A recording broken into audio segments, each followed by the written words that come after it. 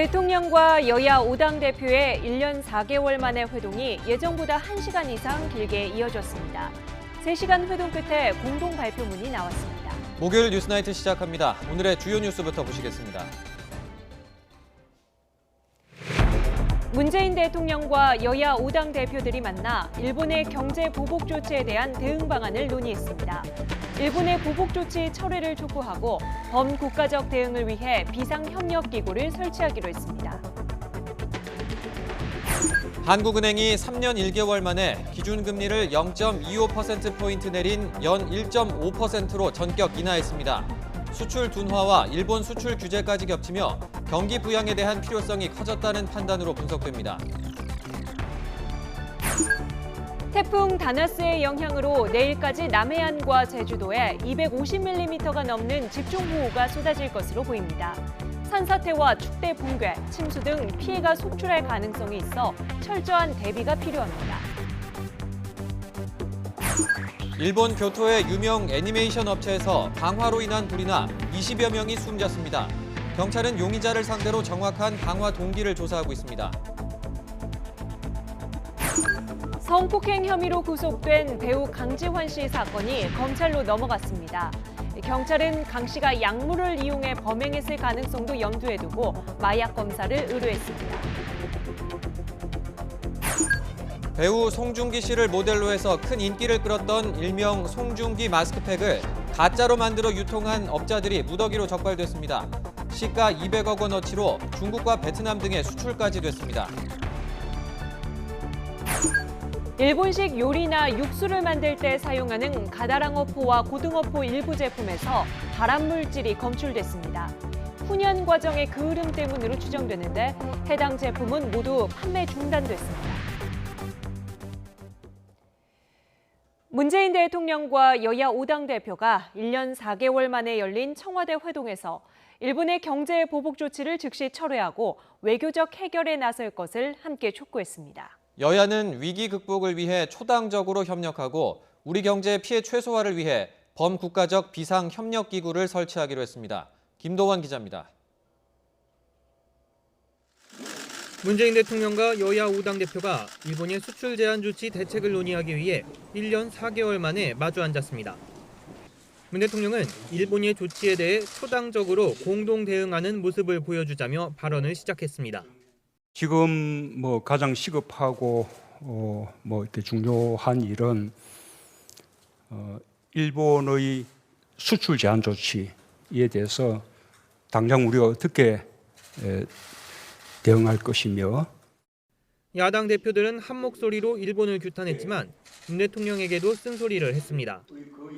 황교안 자유한국당 대표는 정부가 대책 없이 국민 감정에 호소하고 있다며 외교 안보 라인 경지를 요구했습니다.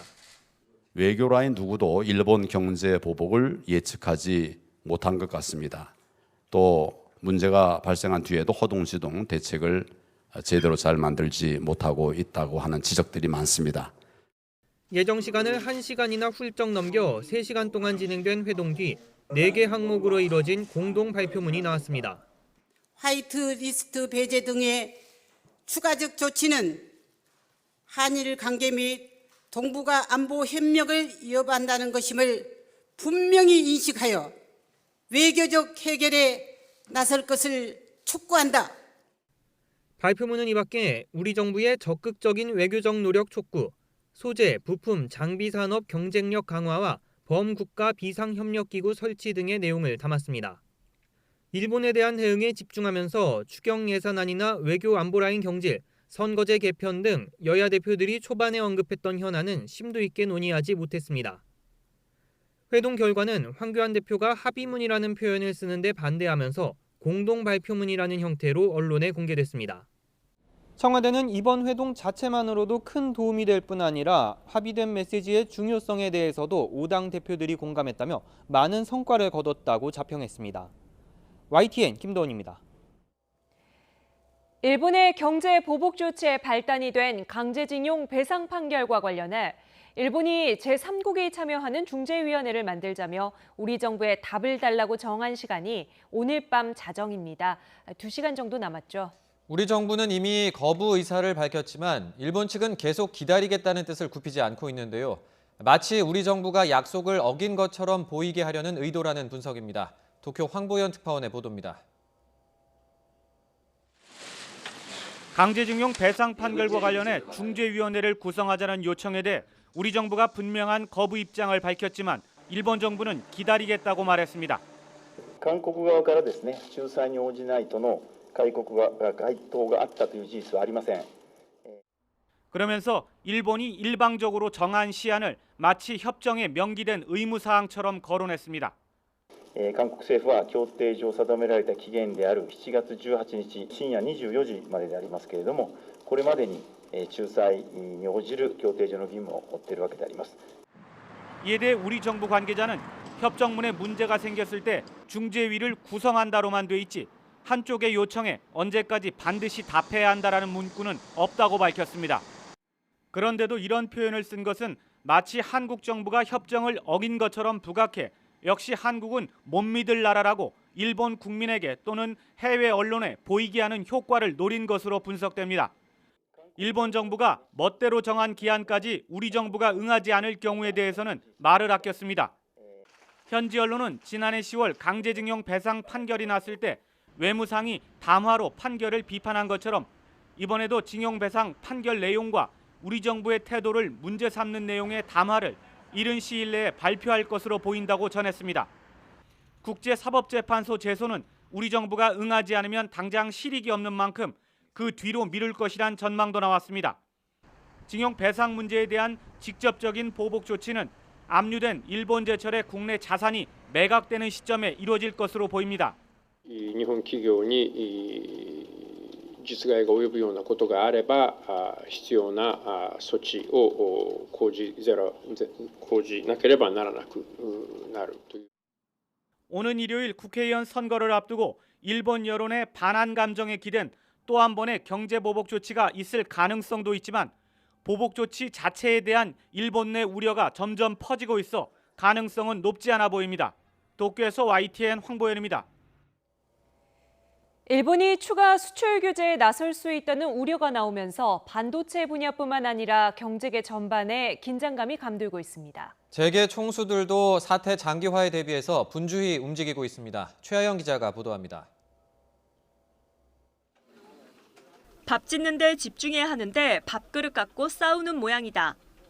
박용만 대한상의회장은 최근 SNS에 일본은 정부 부처 간 공동으로 보복해오는데 우리는 비난하기 바쁘다며 이같이 지적했습니다. 제주에서 열린 포럼에서도 갑론을박할 때가 아니라 기업들이 대통령이 대처하도록 도와야 할 때라며 다시 목소리를 높였습니다. 우리 모두가 범국가적인 사안으로 생각하고 여야 그리고 정부와 국회 나아가 민과 관이 함께 머리를 맞대고 차분하고 치밀하게 대처를 해나갔으면 좋겠습니다.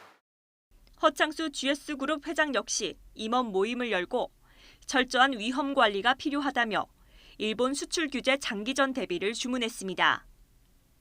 일본이 추가 규제를 예고한 시점이 다가오면서 수출 우대국인 화이트리스트 제외 가능성에 재계가 바짝 긴장하고 있습니다. 현실화할 경우 1,100여 개 품목이 규제 대상에 올라 수소, 자동차와 배터리 등 첨단 산업에 타격이 불가피하기 때문입니다.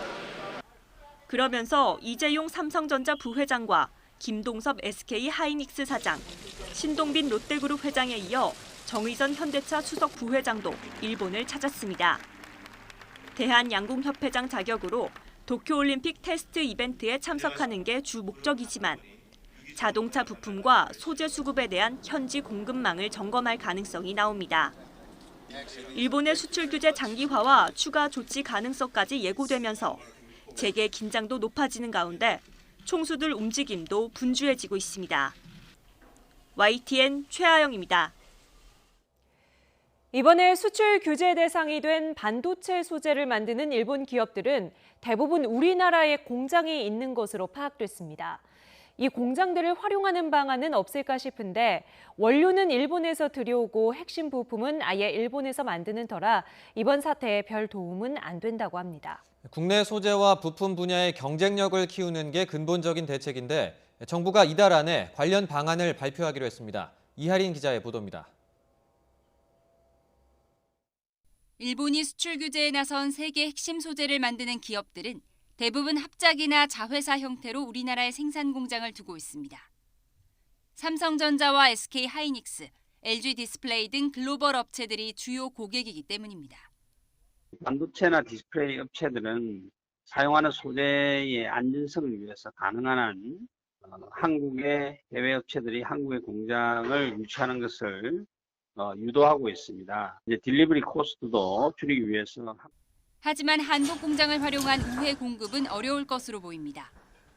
이 공장들은 대부분 원료를 일본에서 들여오거나 주요 품목은 일본 내 공장에서 생산하는 등 핵심 기술 유출을 철저히 차단하고 있는 것으로 알려졌습니다.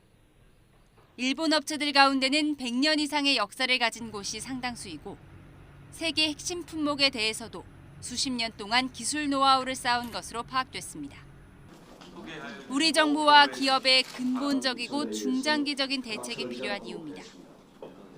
이에 따라 홍남기 경제부총리는 핵심 소재와 부품, 장비 경쟁력 강화 방안을 이번 달 안에 마련하겠다고 밝혔습니다. 당장 착수하거나 당겨서 추진할 필요가 있는 핵심 소재 부품 장비의 R&D 사업에 대해서는 근본 국회 심의 과정에서 소요 예산이 추경에 충분히 반영될 수 있도록 노력해.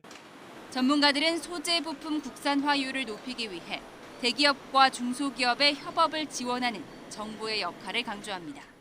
LG화학이나 롯데 같은 기업들과 삼성하이닉스 같은 케미컬과 반도체 칩 메이커들이 동일한 지분을 내어서 합작사를 설립하고 그 자회사로 하여금 반도체나 디스플레이 소자에 특화된 기업을 만들어서 육성하는 방안을 제시할 수 있겠는데요. 핵심 소재 국산화에 따른 세액공제 혜택이나 일감 몰아주기 방지 등 각종 규제를 한시적으로 풀어주는 것도 산업 자립도를 강화하기 위해 필요하다는 지적이 나옵니다. YTN 이하린입니다. 한일 갈등이 고조되는 가운데 시민들의 일본 상품 불매운동 불길이 거세지고 있습니다. 일본산 제품과 이것들을 대체할 다른 제품을 안내해주는 공유 사이트까지 등장했는데요. 오늘 종일 실시간 검색어에 오른 노노재팬이라는 사이트입니다. 워낙 사람들이 몰려서 접속이 원활하지 않은 경우가 많습니다. 이 사이트에는 생활, 또 음식, 가전 등 분야별로 일본산 제품이 정리되어 있고 대체할 수 있는 브랜드도 안내돼 있는데 누구나 사이트에 직접 상품 정보를 추가할 수도 있습니다. 이른바 탈퇴 인증샷도 계속해서 올라옵니다. 누리꾼들이 일본 브랜드 홈페이지를 탈퇴하면서 불매운동 동참 의지를 알리는 건데요. 우리 일상에 이렇게 일본 제품이 많은 줄 몰랐다라고 하면서 서로 응원하는 댓글이 이어지고 있습니다. 일본 기업으로 지목돼 진땀을 빼는 국내 유통기업들도 있습니다. 소셜 커머스 업체인 쿠팡과 생활용품 판매점인 다이소가 대표적인데요. 쿠팡은 제일교포인 손정희 소프트뱅크 회장이 실질적인 대주주라는 이유로 불매 대상이 됐는데 회사 측은 우리나라에서 설립돼서 성장한 자랑스러운 한국 기업이라며 연간 1조 원이 넘는 인건비를 국민에게 지급한다고 해명에 나섰습니다. 다이소는 일본 다이소가 2대 주주지만 대주주는 한국 기업이고 로열티도 일본 측이 주지 않고 경영 간섭도 받지 않는다고 선을 그었습니다. 무조건적인 불매운동에 반대하는 목소리도 있습니다. 우선 불매운동의 실효성에 의문을 제기하는 의견이 있고요.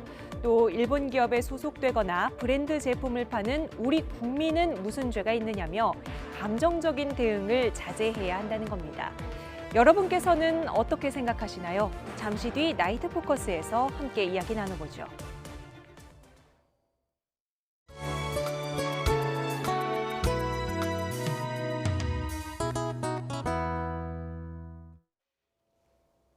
일본 제품 쓰지 말고 일본 여행도 가지 말자는 움직임이 연일 이어지고 있는데요. 실제로 한국인 관광객이 크게 줄었다며 우려하는 목소리가 일본 내에서 나오고 있습니다. 김영수 기자의 보도입니다. 올해 상반기 일본을 방문한 나라별 관광객 수입니다.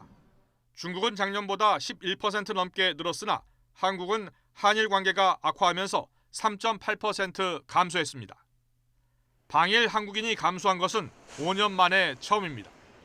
요미우리 신문은 관련 소식을 전하며 한국인 관광객이 다른 나라로 여행지를 바꾸려는 움직임이 앞으로 빨라질 수 있다고 보도했습니다. 일본 정부의 수출 규제로 한일 관계가 더 나빠지면서 한국과 시마네현을 오가는 전세기 운항도 중단됐다고 전했습니다.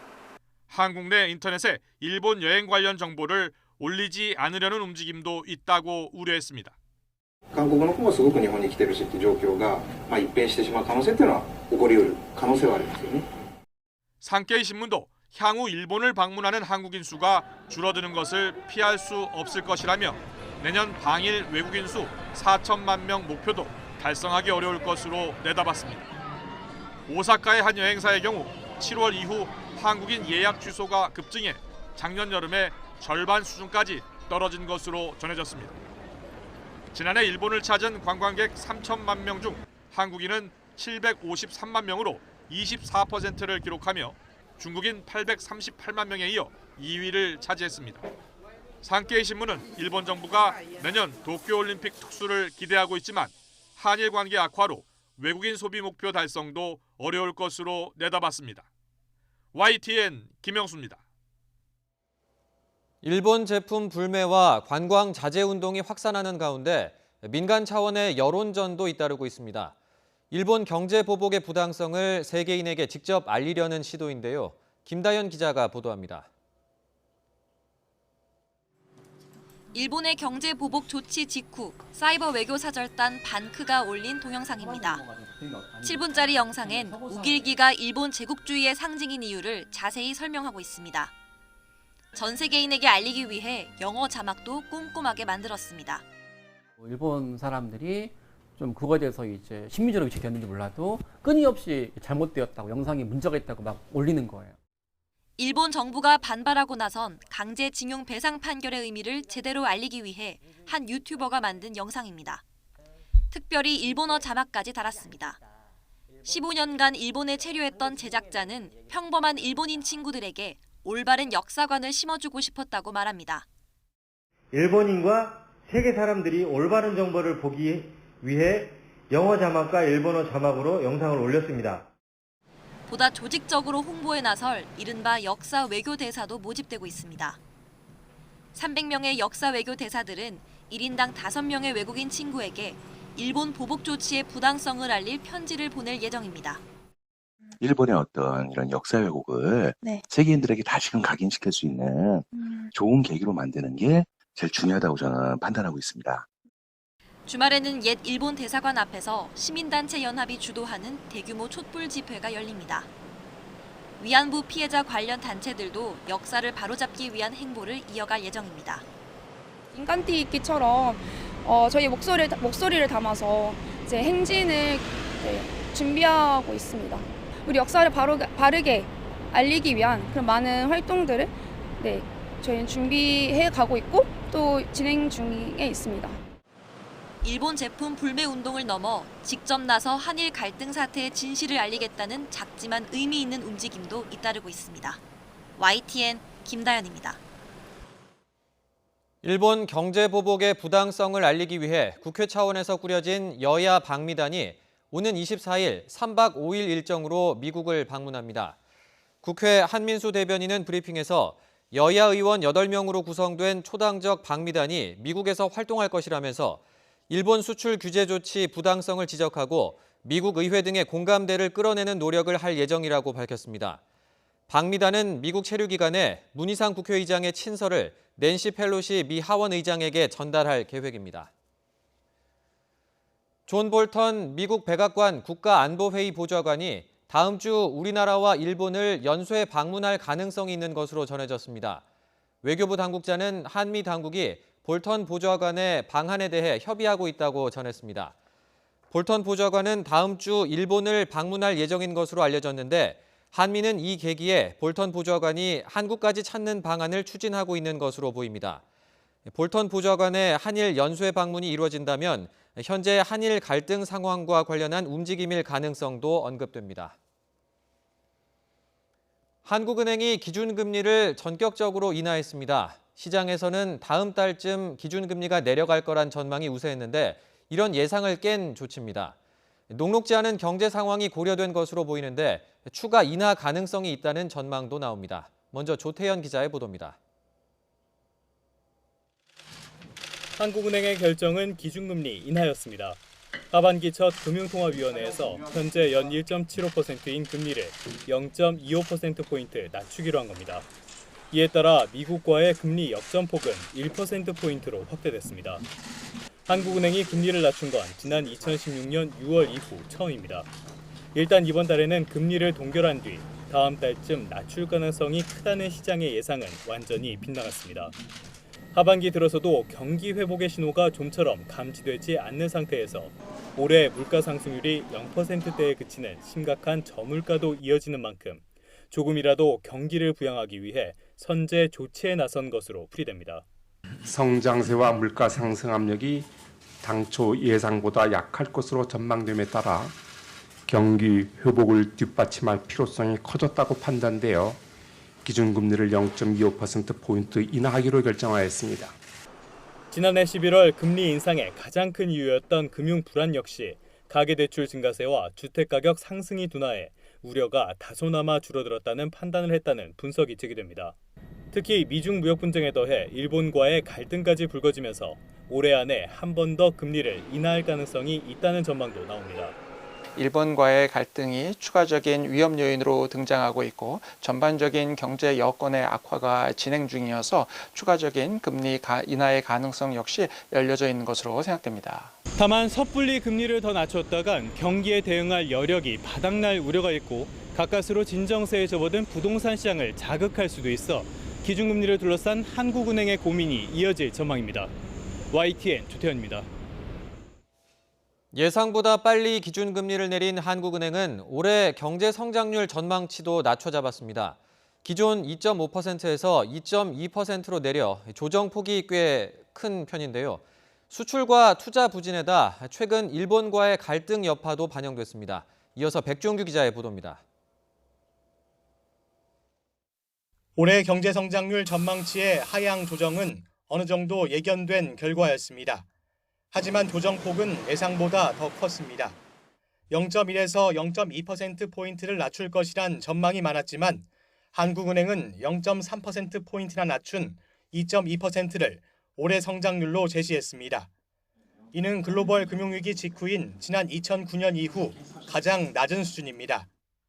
미중 무역 분쟁에 따른 글로벌 교역과 성장세 둔화, 반도체 경기 회복 지연 등 대외 여건 변화를 반영한 결과입니다. 이론적으로 도달할 수 있는 최대치를 말하는 잠재 성장률도 2.5에서 2.6%로 낮춰 잡았습니다. 우리 경제가 잠재 성장률에서 크게 벗어나지 않는 성장세를 이어나갈 것이라는 표현도 의결문에서 사라졌습니다. 가장 큰 이유는 역시 수출 부진입니다. 미중 무역 분쟁에 따른 영향으로 중국으로의 수출이 크게 줄었고 반도체값 하락도 이어지고 있습니다. 특히 최근 일본과의 갈등까지 불거지면서 수출 전망이 어두운 게 사실입니다. 여기에 민간 소비는 물론이고 설비와 건설 투자 부진 역시 좀처럼 개선될 조짐이 없는 상태입니다. 올해 성장률 전망치에는 일본 수출 규제에 따른 악영향과 추가 경정 예산안의 긍정적인 효과도 일부 반영됐습니다. 무역 갈등이 정치적 요인으로 인해서 더욱 심화되거나 장기화될 가능성이 커지고 있음을 감안하면 한국은행이 이번에 제시한 경제성장률 전망치 역시도 달성하지 못하거나 더더욱 낮아질 가능성이 있는 것으로 판단이 됩니다.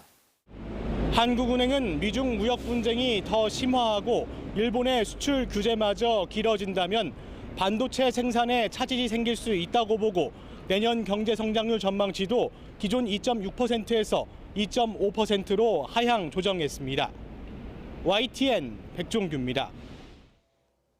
최종구 금융위원장이 사의를 표명했습니다. 최 위원장은 오늘 정부 서울청사 금융위 기자실에서 진행한 일본 수출 규제 관련 금융 분야 영향 브리핑 후반부에 이같이 말했습니다. 최 위원장은 이번에 상당 폭의 내각 개편이 이루어질 것으로 알려져 있다며 금융위원장이 임기 3년의 자리지만 이런 때 인사권자의 선택폭을 넓혀드리고자 사의를 전달했다고 설명했습니다. 앞서 최 위원장은 브리핑에서 일본의 수출 규제로 피해를 보는 기업에 대해 금융 지원에 나서는 방안을 검토하고 있다고 밝혔습니다. 5호 태풍 다나스가 북상하고 있습니다. 주말 오전쯤 전남 해안에 상륙할 것으로 보이는데요. 태풍이 강하진 않지만 내륙을 관통하면서 강풍보다도 호우 피해가 클 것으로 우려됩니다. 김진두 기자가 보도합니다. 태풍 다나스는 북상하면서 조금 발달하고 있습니다. 중심 부근 소용돌이가 뚜렷해졌고 크기는 소형이지만 강도는 한 단계 세질 것으로 보입니다. 태풍이 발달하며 이동 속도가 느려지자 경로도 바뀌고 있습니다. 남해를 통과하는 것에서 전남 남해안에 상륙하는 것으로 변경됐습니다. 남부 내륙을 관통해 포항 북쪽에서 동해로 진출할 것으로 보입니다. 제주도는 금요일 오후부터, 남해안은 금요일 밤부터 영향을 받겠고 남부지방과 일부 중부지방은 다나스가 남해안에 상륙하는 토요일 오전부터 영향을 받겠습니다. 이에 따라 제주도와 남부, 충청과 영동까지 태풍의 직접 영향권에 들 것으로 보입니다. 남해 수온이 낮아 기록적인 강풍이 불지는 않겠지만 물폭탄을 동반할 가능성이 큽니다. 바람보다는 많은 양의 비를 뿌릴 것으로 예상이 됩니다. 남부지방을 중심으로는 최고 150mm 이상의 많은 비가 내리는 곳이 있을 것으로 예상이 되고 특히나 지형적 영향을 받는 남해안, 지리산 부근, 제주 산지를 중심으로는 500에서 700mm 이상의 매우 많은 비가 내리는 곳이 있을 것으로 예상합니다. 기상청은 태풍이 내륙에 상륙하는 토요일 정오부터 밤까지가 이번 태풍의 최대 고비가 될 것이라고 내다보고 철저한 대비를 당부했습니다. YTN 김인우입니다. 성폭행 혐의를 받고 있는 배우 강지환 씨가 검찰로 넘겨졌습니다. 경찰은 성폭행 혐의와는 별도로 마약 투약 여부와 피해자들에게 합의를 종용했다는 의혹에 대해서도 수사하고 있습니다. 부장원 기자입니다. 배우 강지환 씨가 구속된 이후 처음으로 모습을 드러냈습니다.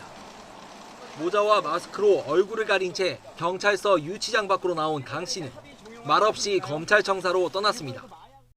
뒤늦게 모든 혐의 인정한 이유가 뭡니까? 피해자들에게 합의 종용한 사실이 있나요? 일부에서 마약 의혹도 제기되고 있는데 하실 말씀 한마디만 해주시죠. 처음엔 술에 취해 기억이 없다며 성폭행 혐의에 입을 다물었던 강 씨는 구속된 뒤에야 잘못을 시인하며 피해자들에게 미안하다고 말했습니다. 또 국립과학수사연구원이 피해 여성들에게서 채취한 증거물을 분석한 결과 강 씨의 혐의를 뒷받침할 단서도 나온 것으로 전해졌습니다. 성폭행 혐의에 대한 수사는 일단락됐지만 새로운 의혹들이 꼬리를 물고 있습니다. 경찰은 우선 마약이 범행에 이용됐을 가능성을 배제하지 않고 있습니다.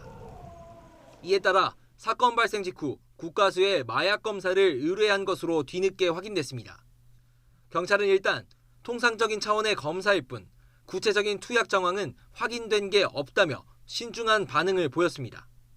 피해 여성들이 소속된 외주업체가 강 씨와의 합의를 종용했다는 의혹도 풀어야 할 숙제로 남아 있습니다. 앞서 피해 여성 측은 이런 내용을 담은 의견서를 경찰에 정식으로 제출했습니다. 강 씨가 배우와 제작진이라는 관계를 이용해 사건 무마를 시도했다는 건데 경찰은 이에 대해서도 수사를 계속할 방침이라고 설명했습니다. 추가로 제기된 의혹 가운데 하나라도 사실로 드러날 경우 사건의 파문은 더욱 커질 전망입니다. YTN 부장원입니다. 국정농단 사건 피고인 최순실 씨가 구치소 목욕탕에서 넘어지면서 이마가 찢어지는 상처를 입었습니다. 최 씨는 지난 4일 현재 수감 중인 서울 동부구치소에서 목욕 중에 넘어져 이마가 5cm 정도 찢어지면서 인근 병원 응급실에서 봉합수술을 받았습니다. 최 씨는 박근혜 전 대통령과 함께 대기업들을 상대로 미르와 K스포츠재단 출연금을 강요하고 삼성으로부터 뇌물을 받은 혐의 등으로 재판에 넘겨져 대법원 최종 판결을 앞두고 있습니다.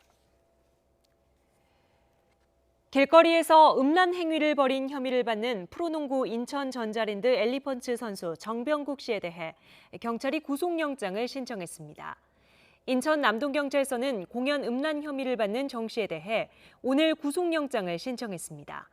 정 씨는 지난 4일 새벽 6시쯤 인천 구월동의 거리에서 음란 행위를 벌인 뒤 달아난 혐의를 받고 있습니다. 경찰은 주변 CCTV 등을 통해 어제 정 씨를 체포했는데 이전에도 여러 차례 같은 곳에서 음란 행위를 한 사실을 확인했습니다. 정 씨는 이날 소속팀 전자랜드를 통해 구단과 KBL의 명예를 실추한 것에 책임을 통감한다며 현역에서 은퇴하겠다고 밝혔습니다. 대구에서 한 남성이 집 바로 옆 스크린 골프장에 불을 질러 한 명이 숨지고 2명이 다쳤습니다. 골프장 소음 때문에 평소 다툼이 잦았던 것으로 알려졌습니다. 이윤지 기자입니다. 타일이 모두 부서져 바닥에 나뒹굽니다. 건물 안쪽은 온통 그을음이 가득합니다. 골프 가방도 모두 불에 녹아버렸습니다. 대구 대명동에 있는 스크린 골프장에 불이 시작된 건 저녁 6시 50분쯤. 57살 A씨가 플라스틱 병에 인화성 물질을 담고 찾아가 불을 지른 겁니다. A씨는 병원 치료를 받다가 숨졌고 골프장을 운영하는 부부는 다쳐 병원 치료를 받고 있습니다. 불을 지른 A씨는 스크린 골프장 바로 옆집에 살았습니다. 평소 골프장 소음 때문에 자주 민원을 제기한 것으로 알려졌습니다.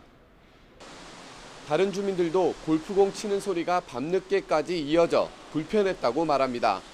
너무 그게 소음이 심하다 보니까 좀 다들 불만들이 좀 주변에는 좀 많았겠지. 밤에는 좀 더 그렇지요. 소음에 시달리던 A씨는 불을 지르려 마음먹고 유서까지 쓴 뒤에 범행을 저질렀습니다. 조용한 주택가에 스크린 골프장이 들어오면서 내가 스트레스를 많이 받아왔다. 그런 내용의 유서였습니다. 소음 때문에 생긴 이웃 사이의 갈등이 결국 참담한 비극으로 끝났습니다. YTN 이윤재입니다. 호텔 예약을 대행하는 한 중개 사이트가 고객들에게 아무 고지도 없이 돌연 폐업해 경찰이 수사에 나섰습니다. 서울 서초경찰서는 사기 혐의로 호텔 중개업체 대표 A씨에 대한 고소장을 접수해 조사하고 있습니다. 이 업체는 지난 15일 홈페이지에 사과문을 올려 영업을 중단한다고 밝힌 뒤 지금까지 연락이 닿지 않는 것으로 알려졌습니다. 경찰은 고소장을 낸 피해 고객 2명을 조사했고 A씨를 출국 금지했다고 설명했습니다. 고소인들은 경찰 조사에서 확인된 피해자만 200명이 넘고 피해 금액도 2억 원에 달한다고 주장했습니다. 민주노총이 오늘 서울을 비롯한 전국 주요 지역에서 총파업 대회를 열었습니다. 민주노총은 탄력 근로제 확대 철회를 요구하고 최저임금 10,000원 공약 폐기를 규탄했습니다. 김장하 기자의 보도입니다. 이달 초 공공부문 비정규직 파업을 주도했던 민주노총이 하루 총파업을 했습니다. 지난 3월에 이어 올해 2번째입니다. 기업 결합에 반대하는 대우조선해양과 현대중공업 노조원 중심으로 파업에 참여했습니다. 민주노총은 조합원 5만여 명이 파업에 참여했다고 주장했습니다. 하지만 고용노동부는 이보다 적은 12,000여 명이 참여한 것으로 집계했습니다. 수도권 총파업 대회에서 김명환 민주노총 위원장은 탄력 근로제 확대 법안 철회를 요구하고 최저임금 10,000원 공약 폐기를 규탄했습니다. 저임금 문제는 사실상의 최저임금의 삭감으로 박살이 났습니다. 탄력 근로제 기간 확대 요건 하나로 망쳐버리는 노동계약이 숨을 쉬고 있습니다. 그러면서 이같이 거꾸로 가는 정부 정책에 저항하고 비판을 한 민주노총을 정부는 탄압으로 짓밟았다고 비판했습니다.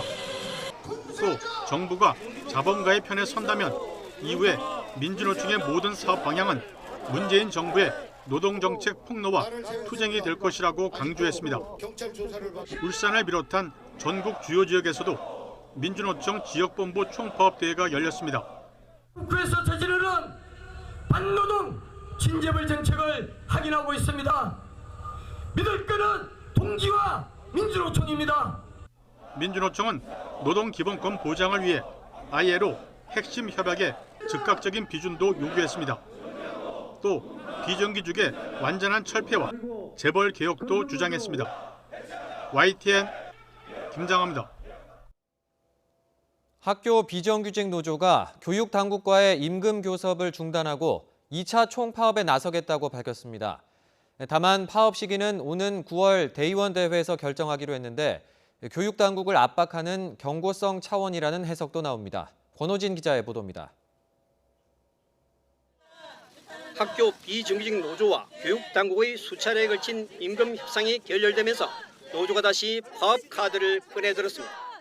학교 비정규직 노조는 당국과의 교섭 잠정 중단을 선언하고 2차 총파업을 예고했습니다. 총파업 전후로 바뀐 교육당국의 거짓말과 대국민 사기극을 규탄하며 교섭을 중단하고 제2차 총파업으로 나아갈 것이다. 비정규직 노조는 2차 총파업의 책임을 교육당국에 돌렸습니다. 교육부는 교섭에 불참하고 교육청은 권한 없는 교섭위원을 내세우는 등 불성실한 태도를 보였다는 주장입니다.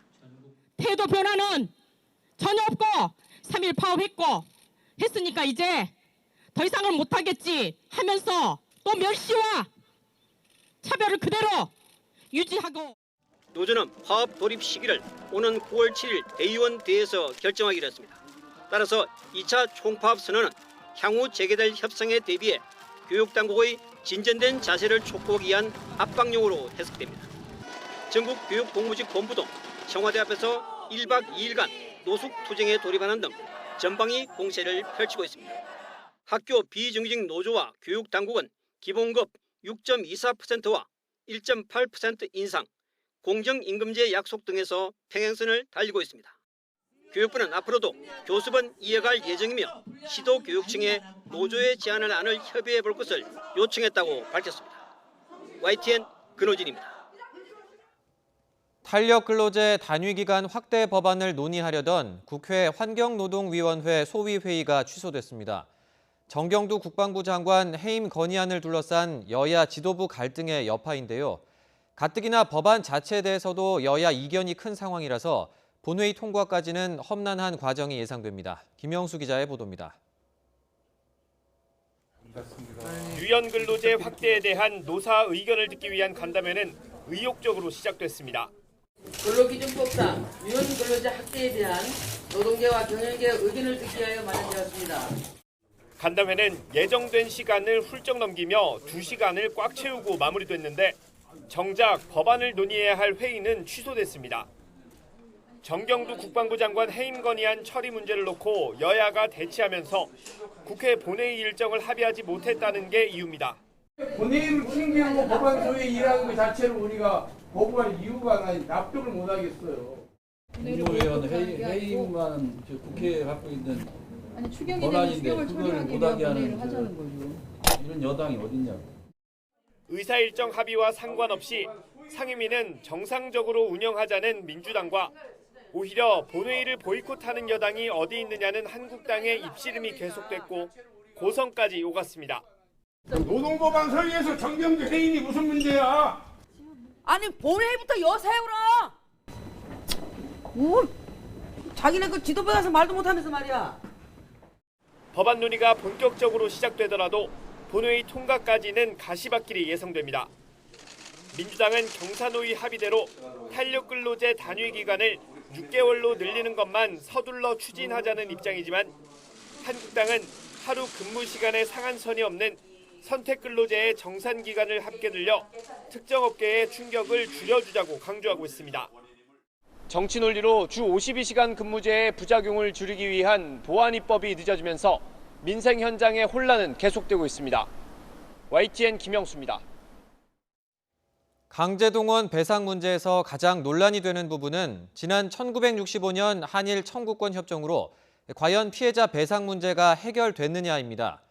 그런데 조선일보가 노무현 정부 당시 민관공동위원회 발표를 인용해 배상 문제가 이미 끝났다며 일본 측과 비슷한 주장을 해서 논란이 됐는데요.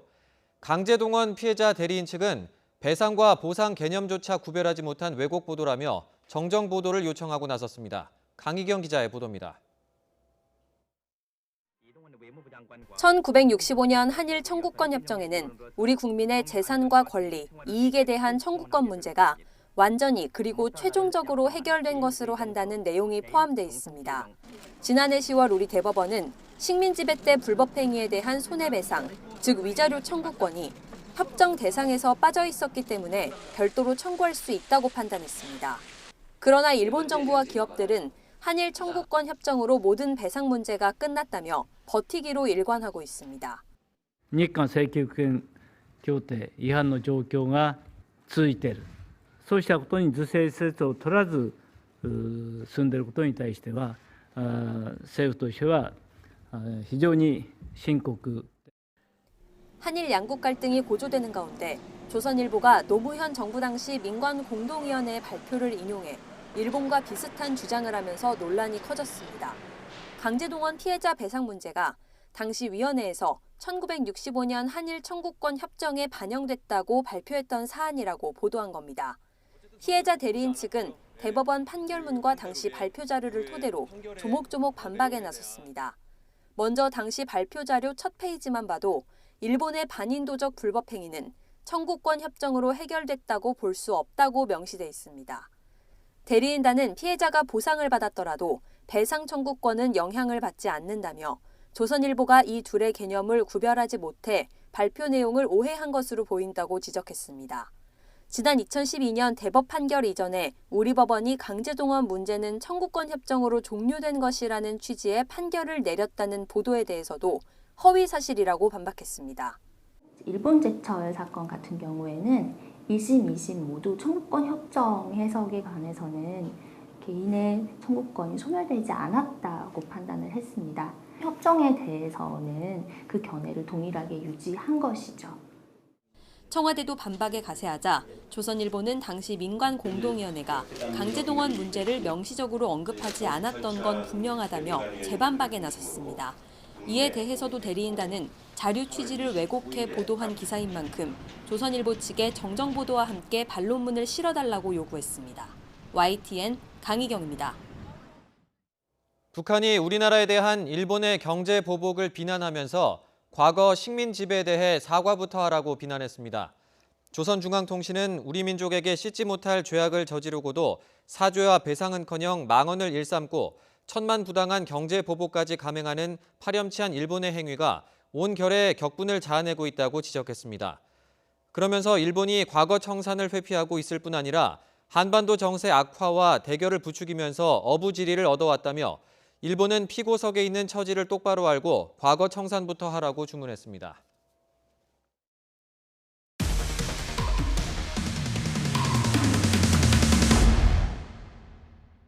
네, 국내 의료계의 고질적인 병폐죠. 뒷돈을 주고받는 리베이트 사건이 다시 터졌습니다. 경찰이 불법 리베이트 혐의로 국내 유명 의료기기 업체에 대해서 압수수색을 벌였는데요. 경찰은 대학 교수 20여 명이 사건에 연루된 것으로 보고 혐의를 입증하는 데 수사력을 모으고 있습니다. 김우준 기자의 단독 보도입니다. 압수물을 담을 상자를 들고 수사관들이 잇따라 사무실로 들어갑니다. 비혈관용 스텐트를 만드는 유명 의료기기 회사를 상대로 경찰이 전격적으로 압수수색을 벌였습니다. 불법 리베이트 혐의로 경찰에 고발장이 접수된 지 2달 만입니다. 이렇게 하면 안 돼요. 진짜 왜 그러냐면 이거는 수사 중인 단계예요. 이거 큰일 나요. 지난 5월 이 업체 영업사원 출신 김모 씨는 의료기기법 위반 혐의로 업체를 고발했습니다. 의료기기를 납품하기 위해 수년간 유명 대학병원 교수들에게 불법 리베이트를 제공했다는 겁니다. 고발장에 거론된 병원만 10여 곳, 소속 대학 교수도 20명이 넘습니다.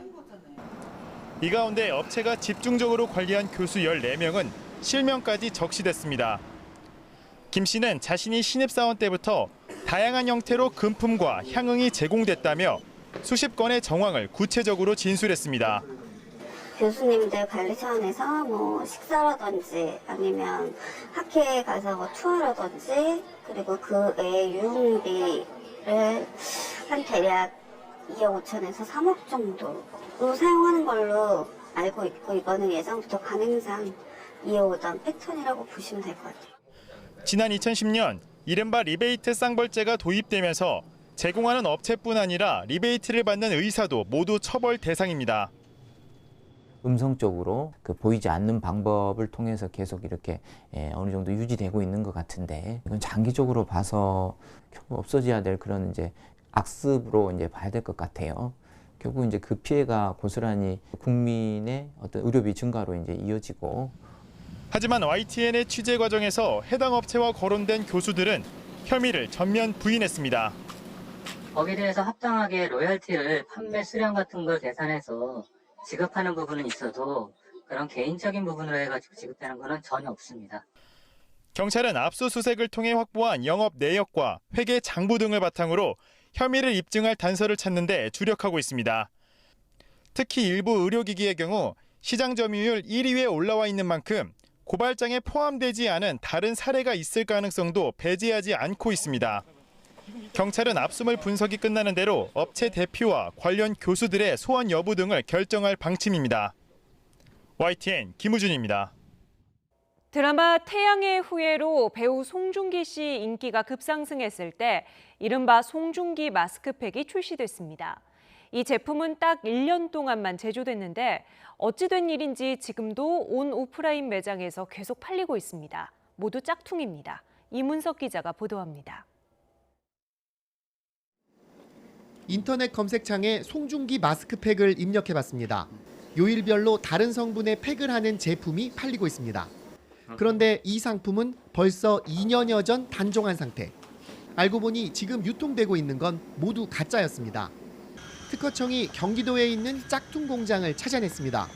가짜 마스크팩 600만여 점, 시가로 200억 원어치가 나왔습니다. 바이오한테 샘플로 보내려고 저희는 이제 준비를 하고 있었던 거죠. 정품을 만들어 납품했던 회사가 계약이 끝난 뒤 몰래 가짜를 만든 거였습니다. 이 짝퉁 제품 속에는 정품에 든 기능성 추출물 성분이 전혀 첨가되지 않은 것으로 조사됐습니다. 저질 원료로 정품 10분의 1 가격의 마스크팩을 제조했고 서류를 위조해 국내는 물론 중국과 베트남 등에 수출까지 했습니다. 정품 자체의 파우치를 만들었던 사람 스스로가 이 파우치와 박스를 만들어서 거기에 충전시키는 방법을 썼기 때문에 일반인들 입장에서는 이미 썼던 제품과 같은 제품이라고 판단할 수밖에 없었을 겁니다. 특허청은 저질 짝퉁 제품을 팔아 우리나라 화장품 이미지를 훼손한 10명을 입건하고 온오프라인 판매처에 유통 중단을 요청하기로 했습니다. YTN 이문석입니다. 일본식 요리 만들 때 꼭 들어가는 게 가다랑어포나 고등어포죠. 일부 제품에서 발암물질인 벤조피렌이 검출됐습니다. 나무 연기를 반복해서 쪼이는 과정을 거치면서 발생한 것으로 보입니다. 홍선기 기자가 보도합니다. 타코야끼 같은 일식 요리에 고명으로 올리거나 각종 국물을 내는 데 사용되는 훈제 건조 어육, 가다랑어와 고등어, 눈퉁멸 등 다양한 생선에 고온의 나무 연기를 반복해 쪼이고 건조해 만듭니다. 그런데 시중에서 유통되는 일부 제품에서 발암물질인 벤조피렌이 검출된 것으로 나타났습니다. 한국소비자원 조사 결과 온라인에서 판매된 4개 제품에서 국내 허용 기준을 1.5배에서 3배 초과한 벤조피렌이 나왔습니다. 3개 제품은 일본에서 수입된 제품이었습니다. 벤조피렌은 화석 연료 등의 불완전 연소 과정에서 생성되는 물질로 인체에 축적되면 각종 암을 유발하고 돌연변이를 일으킬 수 있습니다. 훈연 과정에서 생선이 타거나 그름이 제대로 제거되지 않았기 때문으로 보입니다. 훈연을 반복하는 제조 공정을 거치기 때문에 벤조피렌 등의 다환 방향족 탄화수소류가 과다 생성이 될 수 있고 가열하지 않고 고명령으로 직접 섭취하는 식품군이기 때문에 안전관리를 보다 강화할 필요가 있습니다. 소비자원은 문제가 된 제품은 판매가 중단된 상태로 제품을 구매한 경우 업체에서 교환, 환불받을 수 있다고 밝혔습니다. 또 훈제 가공 어육은 변질 우려가 있는 만큼 개봉 뒤에는 밀봉해 냉장 보관하라고 당부했습니다. YTN 홍선기입니다. 지난 5월 말 청해부대 최영암 입항식 도중에 정박용 밧줄이 끊어지면서 5명의 사상자가 발생한 사건이 있었죠. 호줄에는 아무런 문제가 없었고 무리한 운용이 원인이었던 것으로 드러났습니다. 결국 인재였습니다. 보도에 김세호 기자입니다. 지난 5월 해군 청해부대 최영암 입항 행사 도중 팽팽히 묶여있던 호줄이 터져 병장 1명이 숨지고 4명이 다쳤습니다. 배를 정박하던 과정에서 끊어진 호줄이 작업하던 장병을 덮친 겁니다. 해군이 공개한 당시 사진을 보면 호줄을 묶는 함정 구조물, 즉 초크 겉면이 거칠게 손상돼 있는데 손상된 초크에 호줄을 감싸는 과정에서 끊어졌다는 게 군 당국의 판단입니다. 또 60톤의 힘을 견딜 수 있는 호줄에 이보다 더 강한 장력이 작용한 것도 원인인 것으로 파악됐습니다. 결국 이번 사고는 안전관리 소홀로 인한 인재로 드러난 겁니다. 특히 조사 과정에서 유사한 호출 끊김 사고가 최근 10년 동안 2차례 있었던 것으로 파악됐지만 유사 사고에 대비한 안전 대책도 없었던 것으로 확인됐습니다. 해군은 이번 사고와 관련해 해군 함장과 현장 지휘자 등 관련자 5명을 징계할 방침입니다. 최근 이함대 허위 자수 사건에 이어 청해부대 호출 사고도 인재로 드러나면서 기강회의 비난을 면하기 어렵게 됐습니다. YTN 김세호입니다. 무소속 손혜원 의원 부친의 독립유공자 선정 과정에서 부정한 청탁이 있었다는 의혹을 수사한 검찰이 무혐의 결론을 내렸습니다. 서울 남부지검은 피우진 국가보훈처장이 손 의원으로부터 부정한 청탁을 받은 증거가 없다고 보고 불기소 처분했습니다. 손 의원의 청탁 의혹에 대해서는 청탁금지법상 형사처벌 대상이 아니기 때문에 기소 여부를 판단하지 않았습니다. 다만 임성훈 전 보훈예우국장은 손 의원 가족으로부터 전화 신청을 받고 유공자 선정 재심사에 착수한 것처럼 허위 자료를 꾸며 국회에 낸 혐의가 인정돼 불구속 기소했습니다. 드루킹 댓글 조작 사건에 가담한 혐의로 재판에 넘겨져 항소심 재판을 받고 있는 김경수 경남지사 측이 수행비서의 실시간 위치 기록을 새 증거로 내세웠습니다. 김 지사 측 변호인은 서울고등법원에서 열린 공판에서 수행비서의 구글 타임라인 기록을 증거로 제시하며 김 지사가 지난 2016년 11월 9일 경제적 공진화 모임 파주 사무실에서 댓글 조작 프로그램 시연을 보지 않았다고 주장했습니다. 이에 대해 특검팀은 타임라인 기록의 신빙성 자체를 문제 삼으며 시연을 볼 수 없었다고 주장하려면 피고인 본인의 타임라인을 제출해야 한다고 반박했습니다. 일본 교토의 유명 애니메이션 업체 건물에 한 남성이 불을 질러 지금까지 20명 이상 숨졌습니다. 박희천 기자가 보도합니다. 3층 건물에서 검은 연기가 끊임없이 뿜어져 나옵니다. 유명 애니메이션 제작 회사인 교토 애니메이션 스튜디오에서 불이 난 것은 오전 10시 반쯤. 교도통신은 목격자를 인용해 40대 남성이 건물에 난입해 휘발유로 보이는 액체를 뿌린 뒤 불을 질렀다고 보도했습니다. 현장에서는 칼도 발견된 것으로 전해졌습니다. 소방대원들이 출동해 진화에 나섰지만 3층 건물이 전소되면서 많은 인명피해가 났습니다. 소방당국은 수십 명이 숨지거나 다쳤다고 밝혔습니다. 방화 용의자도 다쳐 병원으로 옮겨져 응급치료를 받았습니다. 경찰은 현재 용의자를 상대로 방화 동기를 조사하고 있습니다. 경찰은 이번 사건이 테러일 가능성도 배제하지 않는 것으로 전해졌습니다. 교토 애니메이션 스튜디오는 지난 1981년에 설립된 뒤 다수의 인기 애니메이션 작품을 출시했습니다. YTN 박기철입니다.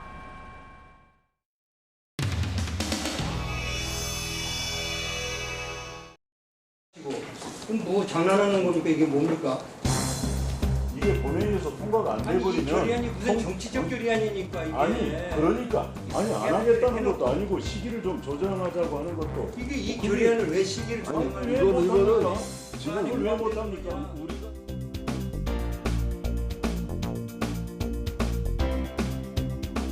무슨 이유로 표결 정족수가 됐는데도 불구하고 이 문제를 초년시키는지 이해할 수가 없습니다. 사실은 황교안 대표도 모임의 격식을 따지지 않고 또 한일 간의 이런 무역마찰을 우리가 초당적으로 협력하기 위해서 회동 제안을 했고 또 이루어진 만큼 그래서 내일 일정을 좀 추이를 보고 근데 본회의 일정이 확정치 않았는데 지금 상임위 의결이 그렇게 중요한가? 만약 야당의 입장이 정리가 되시지 않았다면 다시 당과 협의해서 오늘 중으로 통과시켜야만 하는 것이지 만약 오늘 통과가 되지 않는다면 일본이 한국을 어떻게 보겠는가? 저나 우리 당이 이 결의안에 대해서 무슨 문제를 삼거나 다른 의견이 있으면 오늘 상정을 아예 하지 않았을 겁니다. 지금 의결 정족수가 만들어지기도 어려운데 아니 이게 지금 우리가 초당적으로 이 문제에 대응하기 힘을 실어주는 건데 뭘 그걸 못하고 왜 연계될 이유가 뭐가 있어요? 국회가 초당적으로 이 문제에 대해서 일본의 이런 부당한 행위에 대해서 지적을 하고자 하는 것인데 이거를 이렇게 통과도 못 시키면 이게 무슨 꼴입니까 이거? 아니, 왜 이거 뭐예요? 다 찬성한다는데 왜 이걸 안 하려는 거예요? 찬성하는 사람은 왜 찬성하고 반대하는 사람은 왜 반대하는지 밝히기 위해서라도 표결 절차에 들어가야 한다고 생각합니다. 오늘 하지 말자는 것이 누가 반대한다고 그렇게 이야기합니까? 자, 응? 오늘 표결 안 하는 이유가 뭔지 뭐가 그렇게 급합니까? 그동안에 뭐하고 지금 말씀드리잖아요. 현재 국제 상황으로 볼 때 내일 저 대통령과 야당 여야 대표들이 만나는 황교안 대표의 지시에 따라 이렇게 처리시키는 겁니까? 그건 황교안을 자꾸 걸어요 그래. 그럼 민주당은 누구 지시받고 합니까? 뭐요 이게? 아니 이런 프로그램에 이렇게 나오면 어떻게 합니까? 왜 안 하는 거냐면 이유가 합당하지가 않지 않습니까? 아니 합의가 안 된 이유가 여러 가지가 있겠죠. 정치 뭐 하루 이틀합니까? 황교안 대표의 회담 때문에 황교안 대표 자꾸 그 무슨 자꾸 쓸데없는 소리 하지 말고. 아니 해야 될 이유가 뭐가 있어요? 시기를 도대체. 봐가면서 하자는 것인데 뭘 그렇게 또 황교안 지시까지 나오고 아니 우리 외교 통일 걸피다면 독자적 결정을 해야지. 걸피다면 무슨 토착 외국고 이래. 위원장님. 걸피다면 뭐 황교안이고 걸피다면 무슨 토착 외국고 이래. 위원장님.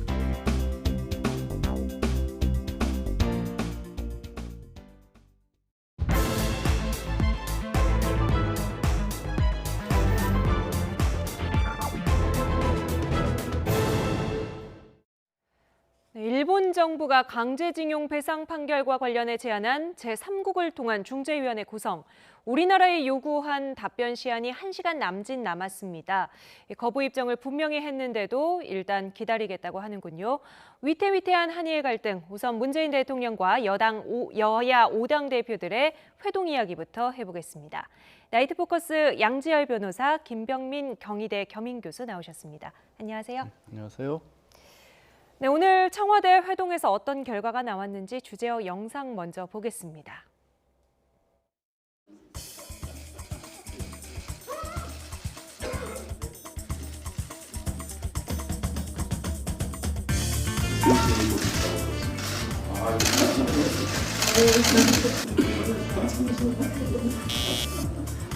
세 번째 대표를 축하드립니다.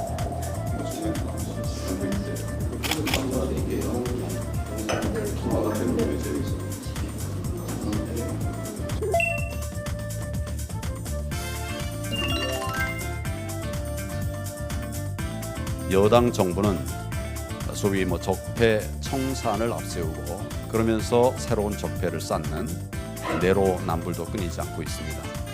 예산으로 일자리를 만든다는 생각. 여당이 양보해야 합니다. 국방장관 해임 건의안 보고하도록 해야 합니다. 8월 말까지는 특위 차원의 개혁안은 의결될 수 있도록 좀 노력했으면 좋겠다.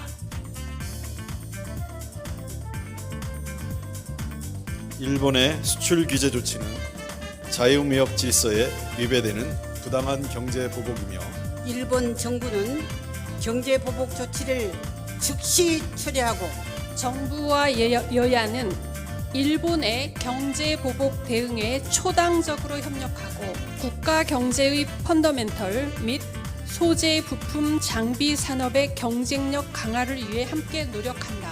소통과 통합을 위해 노력한다.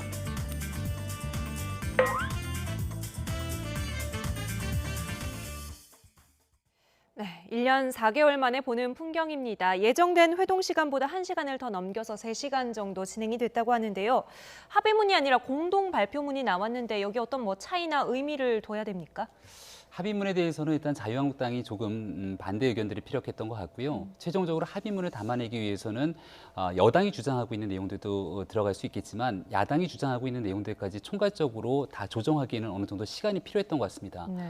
이번에는 아무래도 일본의 경제 보복 조치에 대한 심각성을 모두가 다 함께 인지하고 이 내용을 어떻게 극복할지에 대한 초당적 협력을 강조하는 데 초점을 맞췄기 때문에 네. 공동으로 그 인식에 대해서 공감하고 문제를 해결하기 위한 발표문 형식으로 입장을 담은 것 같은데요. 네. 비록 그 합의문이 아니라 발표문 형식이었지만 여야 5당 대표가 오랜만에 한 자리에 모여서 공통된 목소리를 담아냈다는 점에서는 굉장히 큰 의미를 부여할 수 있지 않을까 생각이 됩니다. 네, 그렇다면 초당적으로 어떤 대응 방안이 나왔는지 회동 결과 발표 내용 들어보겠습니다.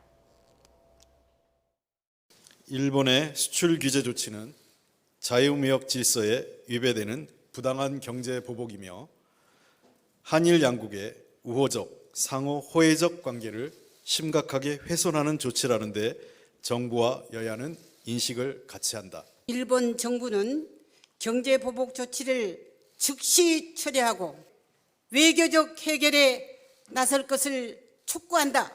정부와 여야는 일본의 경제 보복 대응에 초당적으로 협력하고 또한 범국가적 차원의 대응을 위해 비상협력기구를 설치하여 운영하기로 한다. 정부는 여야와 함께 일본의 경제 보복에 따른 위기를 극복하기 위한 소통과 통합을 위해 노력한다.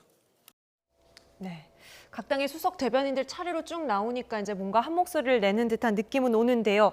어떻게 뭐 충분한 문제의식도 공감대가 형성이 됐다고 보십니까? 일단 뭐 문제의식 자체에 대한 공감대를 보여주는 정도까지는 가능했다고 보입니다. 그게 왜 중요하냐면 사실 이제 우리 정부 앞으로 일본과의 문제를 해결하기 위해서는 일본과의 문제뿐만 아니라 뭐 미국을 비롯해서 관계국들의 어떤 협력 같은 것도 얻어야 하는 거고, 특히 WTO 뭐 제소 여부는 결정이 안 됐다고 할지라도 막상 이제 그쪽에서도 입장 발표 같은 것이 예정돼 있지 않습니까? 네. 그런 가운데에서 최소한 국내에서의 어떤 한 목소리를 내는 거는 기본적으로 필요한 조치이기 때문에 이런 어떤 공통 분모를 찾는 것까지는 가능했다. 하지만 구체적인 방안에 있어서는 굉장히 좀 많이 달라졌던 것으로 보이고, 당장 이제 문재인 대통령 같은 경우는 추경과 관련된 부분을 거의 10번 가까이 강조를 했지만 그에 대해서는 각 당이 뭐 조금 전에 이제 방송에서도 각 당이 현재 중요하게 보고 있는 여러 가지 입장들이 있었지 않습니까? 그런 것들이 오히려 더 얘기를 많이 꺼내졌던 그런 자리여서 뭐 어느 정도의 성과는 있었지만 아쉬움도 또 남는 그런 자리였다고 보입니다. 네, 외교적 해결을 촉구하면서 포함한 화이트리스트 배제 이 표현을 두고는 조금 논란이 있었다고 하던데요. 네, 화이트 국가에서 일본이 대한민국을 배제하는 조치에 대해서 강력하게 좀 경고하는 이 메시지들이 담았는데요. 자유한국당 입장에서는 이 부분을 이제 넣게 되는 경우가 앞으로 일본과의 이 외교적 협상을 이끌어내야 되는데 혹시 일본을 조금 더 자극하는 측면들이 있지 않을까라고 하는 입장을 피력했다라고 얘기가 나오고 있습니다. 여야 5당의 대표들이 모두 발언을 이 최종적인 회담에 들어가기 전에 앞서 내놓은 적이 있는데요. 정의당의 심상정 대표 같은 경우는 한일 군사정보 보호 협정에 관한 문제를 끄집어냅니다. 그러니까 화이트리스트 말 그대로 일본이 대한민국을 안보상으로 믿을 수 없는 국가다라고 해서 화이트 국가에서 배제한다는 것은 상호 안보에 대한 협력에 문제가 있기 때문에 이 우리 대한민국과 일본이 맺었던 군사정보 보호 협정까지도 깨야 되는 것 아니냐라는 주장이 나오고 있거든요.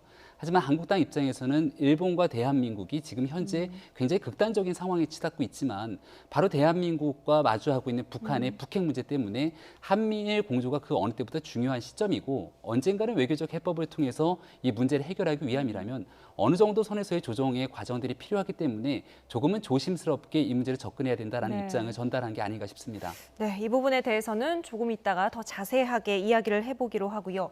일단 외교적 노력과 실질적 대책이라는 부분 사실 원론적인 이야기라서 우리 정부가 현실적으로 좀 어떤 방법들을 선택할 수 있습니까? 지금 나온 얘기들은 오늘 나온 얘기들은 주로 이제 미국이라든가 일본에 대한 특사 파견이라든가 교차 외교를 통해서 정상 간의 만남을 반드시 신속하게 이루어야 된다거나 아니면 어쨌든 우리가 이제 판결로 나와 있는 대법원의 확정 판결로 나와 있는 부분을 침해하지 않는 선상에서 어떻게 하면 피해자들도 동의할 수 있는 어떤 대안이 있을 것인가, 그런 문제까지는 사실은 얘기가 좀 덜 된 것으로 보여요. 앞서 말씀드린 특사 정도까지는 공감대를 가졌기 때문에 그럼 특사를 만들었을 때 그럼 일본에 가서 어떤 얘기를 할 수 있을 것인가는 앞으로 더 논의를 해야 하는 부분이고요.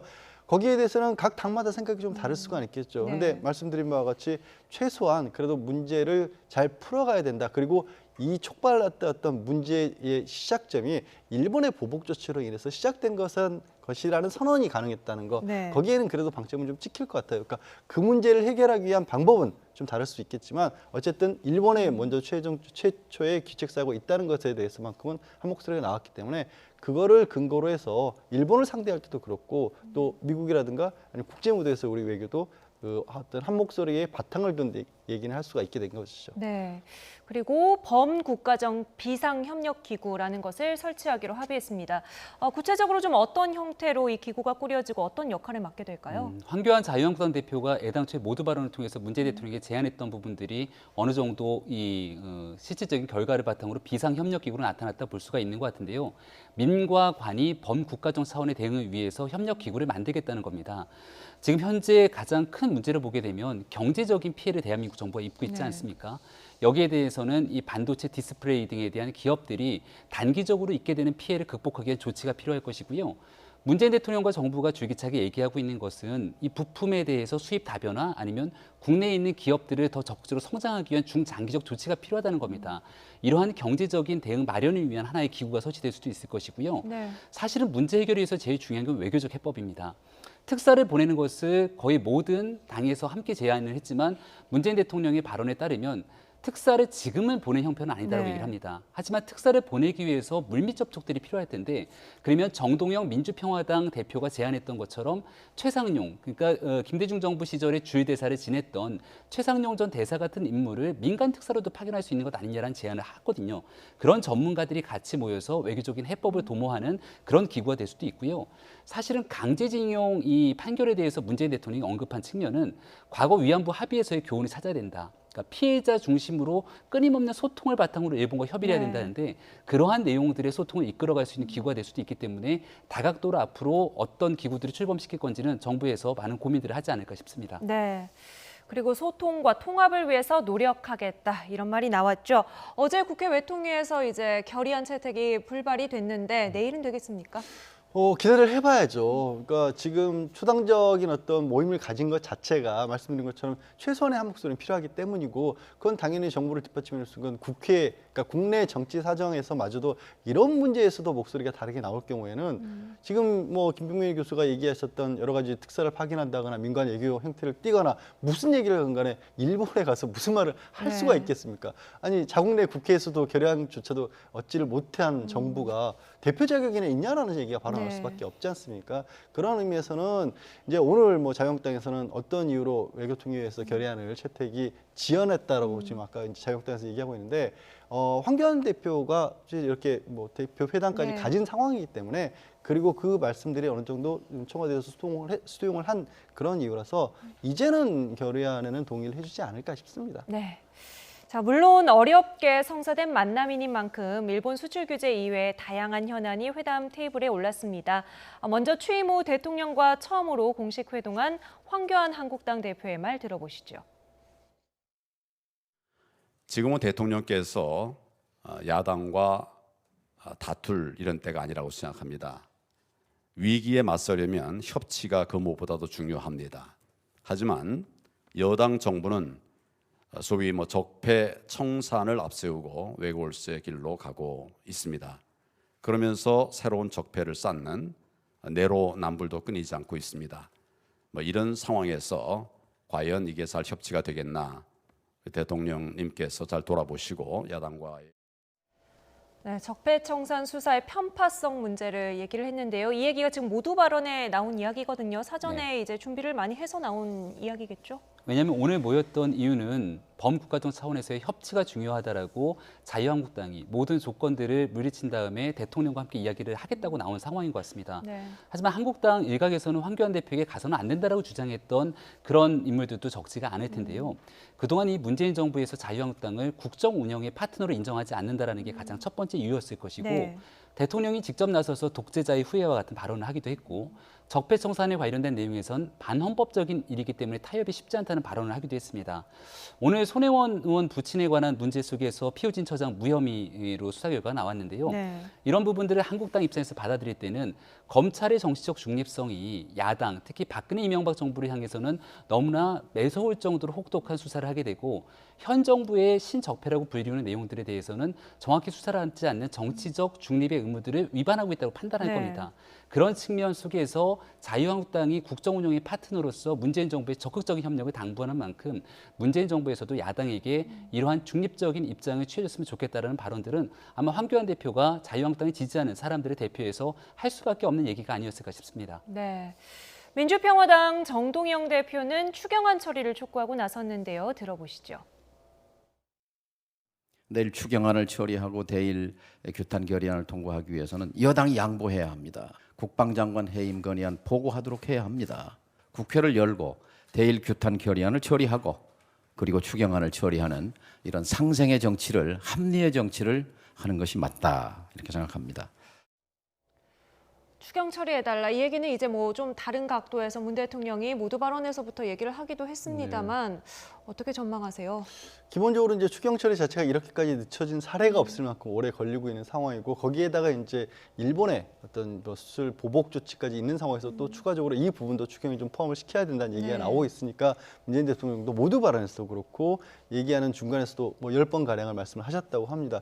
그런데도 불구하고 이게 늦춰지다가 그때그때 정치적 이슈가 새롭게 나올 때마다 또 그 이슈하고 연동이 되고 있어요. 이번에는 아예 이제 국방장관 회의까지 나오고 있는데 사실 국방장관 회의만이 뭐 옳고 그르냐까지 여기서 말씀드리기까지 어렵지만 이게 어떻게 보면은 초당적 어떤 협력을 구하는 상황에서라고 한다라면 최소한도의 정부가 해볼 수 있는 조치들을 취할 수 있게끔 도와준 다음에 사실은 그게 어떻게 보면 타당했다, 타당하지 않았다라는 비판도 가능한 것이고 그것만으로 당연히 해결이 안 된다라면 그 다음에는 어떤 것을 할 수 있는가 이런 얘기도 나와 있는데 경제에 대한 어떤 비판 같은 것들을 이어가고 있고 일본에 대해서 지금 뭔가 조치가 필요하다는 얘기를 하고 있지만 정부에서 뭔가를 해보려고 하는 것에 대해서는 협조가 없으면서 이 어떤 격이 안 맞는다고 해야 될까요? 지금 일본을 상대해야 되는 일본의 보복 조치라고 하는 초유의 사태를 처리를 해야 되는데 그거에 대한 결의안마저도 이거 상생을 뭐 이유로 해서 또 이 국방장관 회의안 같은 거 연결을 시켜버리게 되면 이 모습이 좀 아쉽게 비칠 수 있다는 거죠. 말씀드린 것 같이 공통 분모를 가지고 공통적으로 일본의 잘못이 있다라는 걸 지적하는 것까지는 좋은데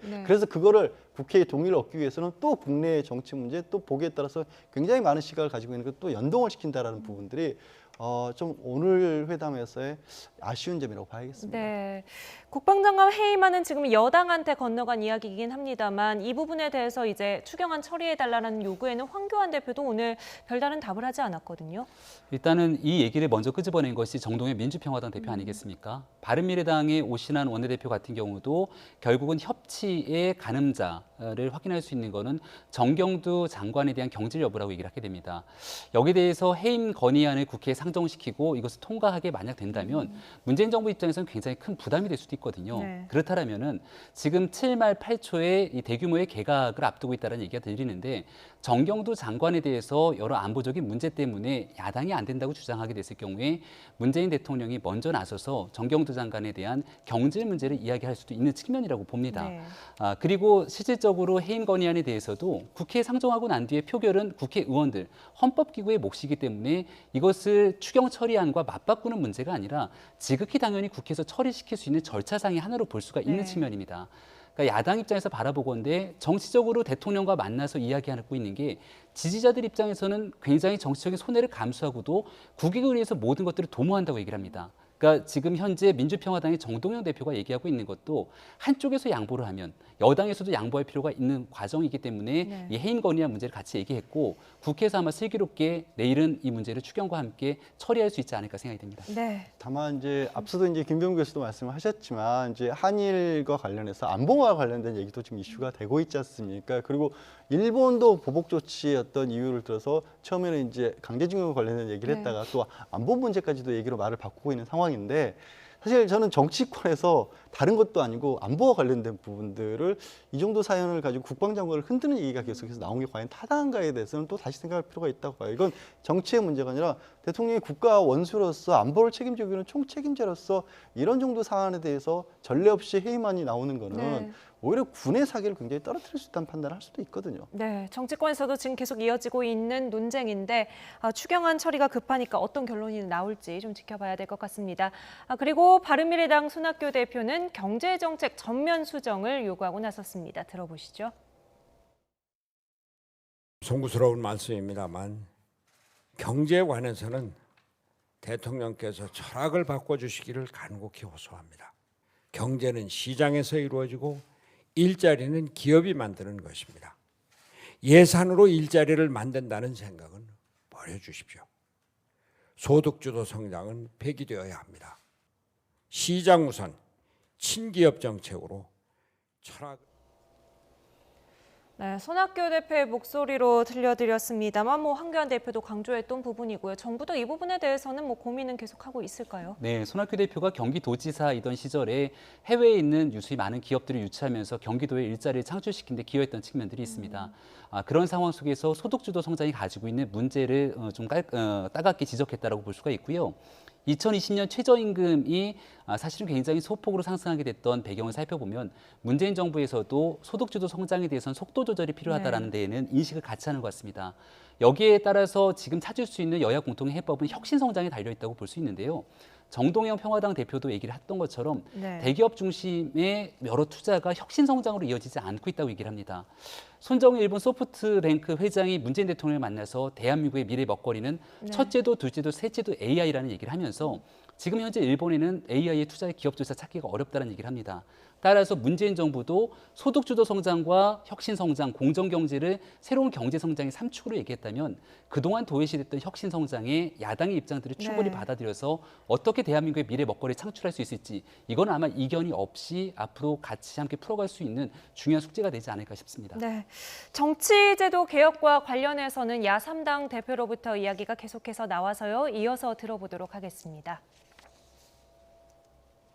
연동형 비례대표제 선거제도 개혁은 의지를 갖고 처리해 주십시오. 개헌에 착수해 주시기 바랍니다. 대통령께서 2년 전에 여야가 선거제 개혁에 합의한다면 분권형 개헌에 찬성하겠다. 이렇게 말씀하셨습니다. 그 말씀이 지금도 유효한지 그 말씀을 꼭 듣고 싶습니다. 다음 주부터 정개특위를 가동해서 실질적인 여야 협상을 좀 진행을 해서 정개특위 활동 시한인 8월 말까지는 특위 차원의 개혁안은 의결이 될 수 있도록 좀 노력했으면 좋겠다. 특히 우리 황교안 대표님께 그 생각의 틀을 좀 바꾸셔서 자유한국당까지 함께 합의된 그런 선거제도 개혁이 이루어지기를 바랍니다. 네, 선거제 개편에 관련해서는 오늘 민주당이 정개특위 위원장을 선택했고 이 부분에 대해서 정의당이 아주 적절하다 이런 평을 내놓기도 했습니다. 선거제 개혁 완수 의지를 민주당이 보였다 이렇게 봐야겠을까요? 원내대표를 맡았고 패스트트랙을 사실상 이제 추진해서 통과시켰던 홍영표 전 원내대표가 이제 정개특위 위원장을 민주당 측에서 맡기로 했기 때문에 그 의지는 어느 정도 좀 보여준 것 같고요. 근데 참 공교롭게도 이게 보면 바른미래당이라든가 민주평화당 같은 경우에 당내에서 좀 시끄러운 목소리들이 많이 나오고 있는 편이지 않습니까?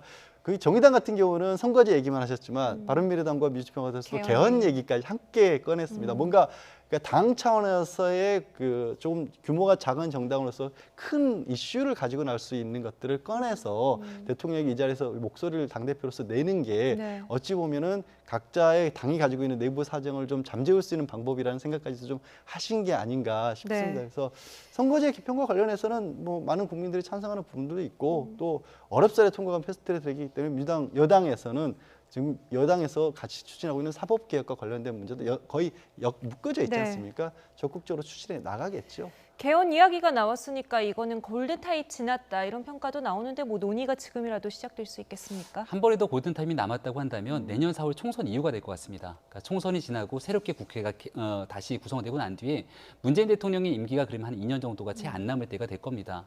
그럼 대통령이 임기 마지막과 맞물려서 대통령의 의지를 가지고 개헌하겠다. 개헌의 핵심이라고 하는 건 권력 구조를 개편하겠다는 거거든요. 그래서 대통령제가 가지고 있는 지금 현재 모든 권력들을 사실은 국회와 어떻게 나누게 될 것인지에 대한 문제들인데 대통령이 의지를 갖고 새롭게 구성되고 있는 국회에서 그 문제를 만약 이끌어내기 시작한다면 개헌과 동시에 현재 국회의원 선거제도가 가지고 있는 문제점까지 함께 논의가 될 수 있기 때문에 제 개인적인 생각으로는 20대 국회 안에서는 조금 어려울 것 같고 그 이후에는 한 번에 더 골든타임은 남아있을 거라고 봅니다. 네. 자, 이렇게 일본 수출 규제에 대해서 정치권의 초당적인 대응 방침이 나왔습니다. 사실 더 발빠르게 의견을 모으고 움직이는 건 시민들인 것 같은데요. 일본 제품 불매 운동이 사그라들지 않고 있습니다. 이런 가운데 양국 정부는 아직 소통 창구를 찾지 못했습니다. 두 번째 주제어 영상 보고 오시죠.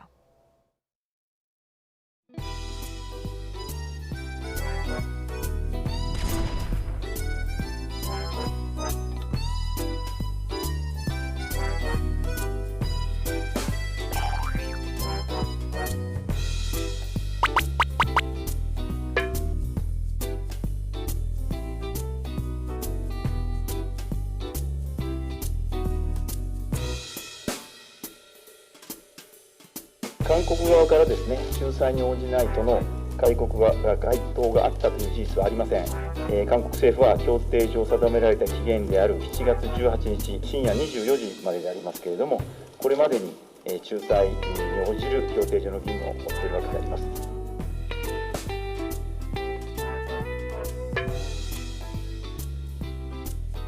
아베 총리의 도발이 계속된다면 단기적으로는 긴장 관계를 감수하겠다는 결연한 의지로 그 버르장머리를 고쳐놔야 한다고 생각합니다. 일본 정부는 8월 1일 한국을 화이트 리스트에서 제외시키겠다는 예고를 하고 있습니다. 만약 일본이 실제 이런 조치를 취한다면 우리 정부는 한일 정보 보호 협정 파기를 진지하게 검토하기 바랍니다.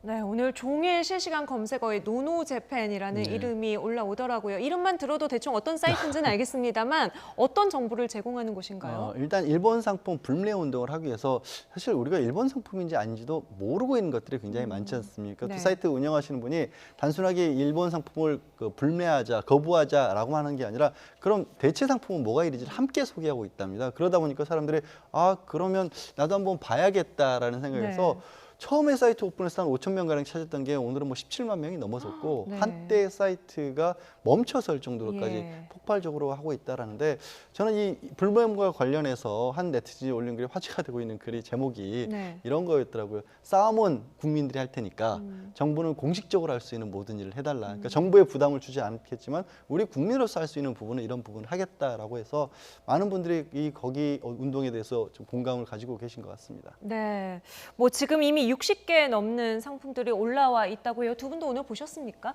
네, 확인해 봤는데요. 네. 유럽 제품인 줄 알고 있었는데 확인해 보니까 일본 제품인 그런 제품들도 꽤 예. 있었고요. 실질적으로 일본이 그 기업들을 소유하게 되면서 제품에 대한 브랜드는 전혀 일본스럽지 않지만 사실 알고 보면 일본 소유인 것들도 있었습니다. 네. 또 정반대의 경우들도 있었는데요. 지금 다이소와 같은 기업은 누가 보더라도 이거 일본 기업이 아닐까라는 생각을 네. 하게 되는데 외국인 투자 기업으로 분류되는 한국 기업이어서 오해가 없었으면 좋겠다라는 거고, 쿠팡 같은 경우도 손정희 회장이 투자한 것으로 알려져 있기 때문에 이것은 일본 기업이 아닌가라고 얘기를 했지만 우리나라에서 설립돼서 99% 이상 한국에서 운영되고 있기 때문에 이러한 사실관계를 정확히 확인해서 애꿎은 피해가 없도록 하는 게 중요하고요. 네. 일본 내에서도 사실은 이와 같은 일들에 대해서 아베 총리의 이와 같은 규제 조치에 대한 일들 때문에 오히려 그 피해가 일본 국민들에게 돌아오는 경우들도 분명히 존재하는 것 같습니다. 따라서 한국에 있는 많은 사람들이 거부감이나 그리고 일본에 대한 반일 감정들을 극대화시키지 않는 선에서 주도적이고 그리고 면밀하게 이러한 일들을 조용조용하게 해나가는 모습들을 찾아가는 것들은 일본에도 큰 부담이 되지 않을까 이런 생각이 듭니다. 네. 그래서 사실 굉장히 아이러니한 게 저 상품들을 보면 뭐 말씀을 해주셨다시피 일본 기업이 아닌 것 같은데 일본이 소유하고 있네라는 그런 얘기를 했지 않습니까? 그런데 또 실제로 운영이라든가 제조 생산은 그 현지 국가에 사고 있는 상품들도 또 있어요. 네. 그러니까 이게 단적으로 현재 국제 경제 질서가 어떻게 구성되어 있는지를 이런 데서도 보여줄 수 있는 거죠. 그러니까 일본이 하고 있는 이른바 자국 보호 조치라고 하는 것들이 네. 수출 규제라고 하는 보복 조치가 얼마나 어떤 지금 현재 국제 질서의 비상식적인 행동인지가 사실은 우리가 일본 상품 불매 운동하면서 보는 상품들에서 드러나는 겁니다. 네. 일본 상품을 하나가 일본이 자국 내 부품 수출을 안 한다고 하지만 그걸로 인해 연쇄적인 파동이 어디까지 연결될지 모르는 건데 그거를 덜컥 저질러 버렸다는 표현을 저는 쓰고 싶습니다. 사실. 네. 일본이 강제징용 배상과 관련해서 우리 정부에 제안한 제3국 중재위 구성에 대해서 답변을 요구한 시한이 오늘입니다. 오늘 자정이니까 1시간이 채 남지 않았는데요. 외교부가 오늘 내놓은 입장 들어보시죠. 오늘은 그 일본에서 준재위원회 그 조기차 기항이라고 하는데 그 한국에서는 그 이미 응했는지 아니면 그 오늘 중에 그 응하실 건지 좀 알려주세요.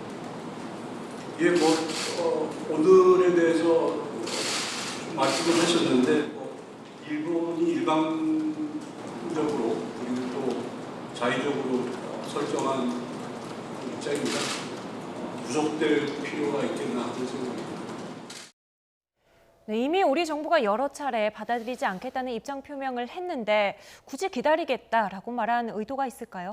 정해놓은 기간에 따라서 한국 정부가 응답이 없기 때문에 추가적인 보복 조치를 단행하겠다라고 아마 아베 정부에서 행동을 가하지 않을까 싶고요. 네. 7월 18일이라고 하는 이 시점은 잘 생각해 보면 7월 21일이 이 일본에서의 참여원 선거 예. 날 아니겠습니까? 선거 바로 직전에 이러한 반한 감정들을 좀 부추기면서 어느 정도 유리한 고지를 점하려고 하는 것이 아니냐라는 생각을 지울 수가 없는 네. 것이고요. 한일 청구권 협정에 따라서 협정의 해석이나 이행의 과정에 분쟁이 생겼을 경우에 첫 번째는 외교적 협의, 그리고 두 번째는 양국이 직접 지명을 통해서 중재를 구성하고 네. 그리고 세 번째가 제3국에 의한 중재를 구성하는 건데 이 단계를 밟고 있는 것 같습니다. 근데 그럼에도 불구하고 대한민국 정부에서 답이 없다. 그렇기 때문에 일본 정부는 추가적으로 보복 조치를 단행하거나 아니면 국제사법재판소로 가겠다라고 하는 절차를 쌓고 있는 것 같은데요. 여기에 대해서 이 아베 정부가 하고 있는 무리한 행동들에 대해서 끊어내고 외교적 네. 협상들을 이끌어내기 위해서 이제는 우리 정부가 조금 더 면밀하게 준비하고 대응해야 될 것 같습니다. 네.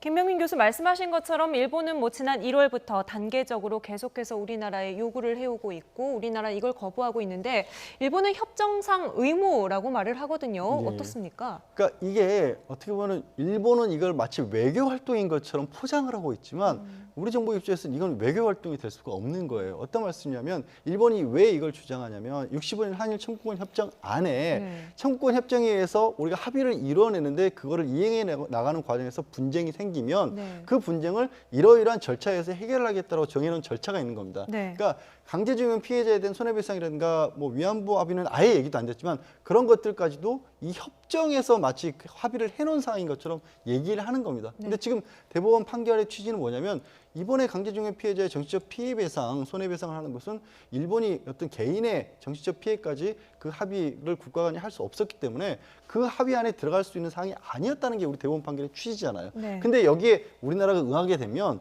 대법원에서 우리 개인의 피해, 개인의 손해배상까지 국가가 마음대로 할 수 없다라는 판결, 그리고 정부도 그 부분을 지지하고 있는 입장인데 이 중재의 요청에 응하는 순간에 그걸 다 버리는 거예요. 그러니까 이거는 애초에 일본도 우리가 응할 수 없다, 응하지 않을 것이가 명백하게 알면서도 계속해서 이 얘기를 하면서 65년 협정의 유효성을 아직까지도 주장을 하고 있는 겁니다. 그러면서 이거를 외교적으로도 쓸 것이고 앞으로 그들이 어떤 ICJ 제소를 하거나 아니면 일본의 정치적으로 이용하거나 이런 여러 가지 목적 때문에 하고 있는 얘기일 뿐이지 우리가 응할 수도 안 되고 응할 수도 없는 겁니다. 네. 한일 청구권 협정을 적용을 한다고 하더라도 이게 의무입니까? 강제성이 있는 절차예요? 강제성 있는 절차라고 보기는 어려운 측면들이 분명히 존재하죠. 하지만 이제 우리 정부 입장에서도 얼마 전에 이 갈등이 증폭되기 시작하면서 대한민국 정부가 내놓은 안이 있습니다.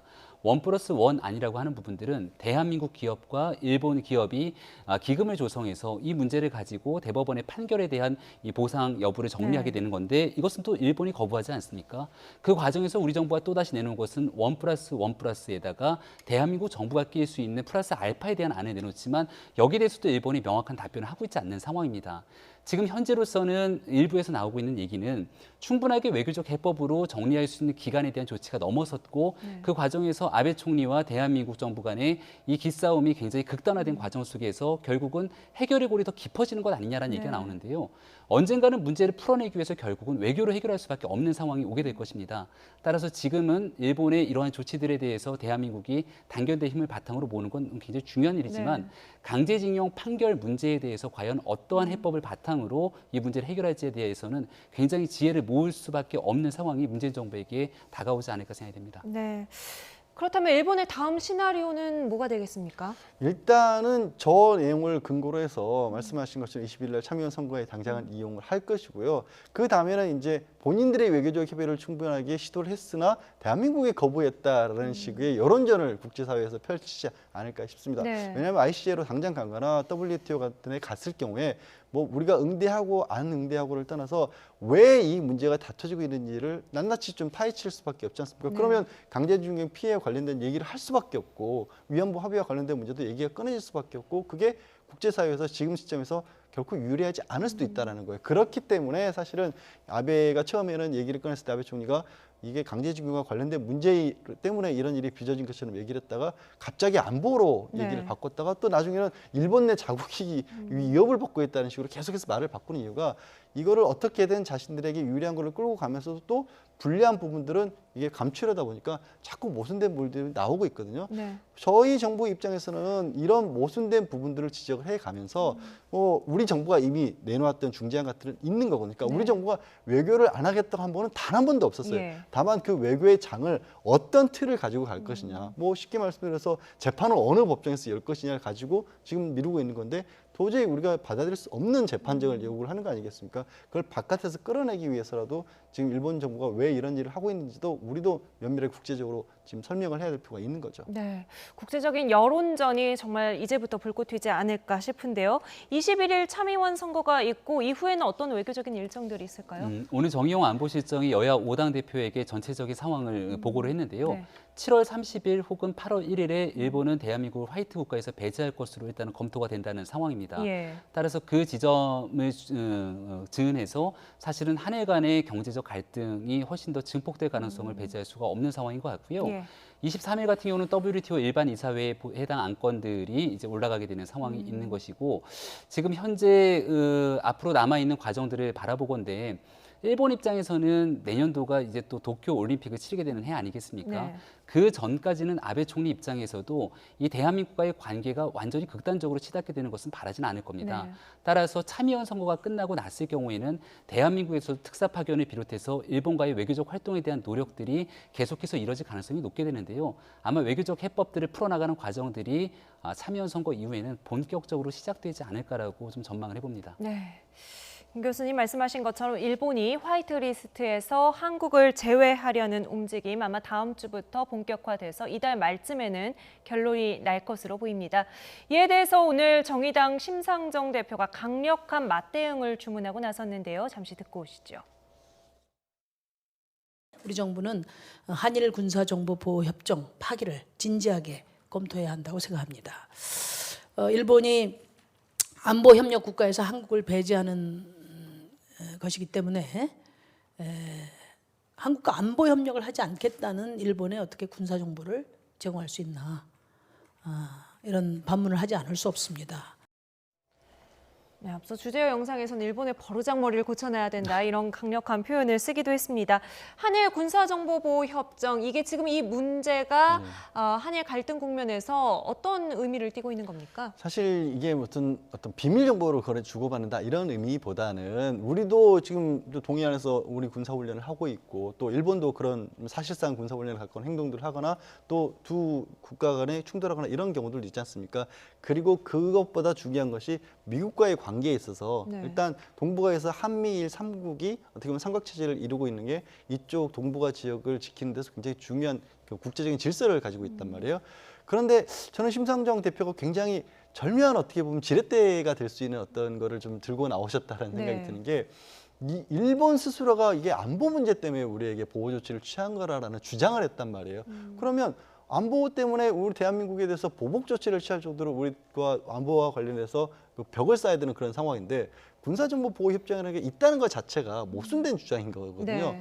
그러면 이거를 우리가 먼저 끊겠다라고 얘기를 할 수 있다라고 한다면 결국 아까 말씀드린 것처럼 한미일이 가지고 있는 공조 자체를 일본 탓에 이게 깨진다는 식으로 논리가 가능한 겁니다. 그래서 이걸 당장 저도 이걸 뭐 파기하자라고 말씀드린 게 아니라 그만큼 어떻게 보면 일본이 가지고 있는 모순된 입장을 저 한일 군사정보보호협정이라는 게 있다라는 것 자체가 이 위치, 뭐 이게 얼마나 일본 행동이 모순된 행동인지를 보여줄 수 있는 것이기 때문에 저 어떤 뭐 파기가 아니더라도 저 협정을 가지고 미국과의 어떤 관계라든가 이런 데 있어서 설득해 나가는 작업에 충분한 도구로 쓸 수 있지 않을까 하는 생각은 듭니다. 전략적인 도구가 될 수 있다.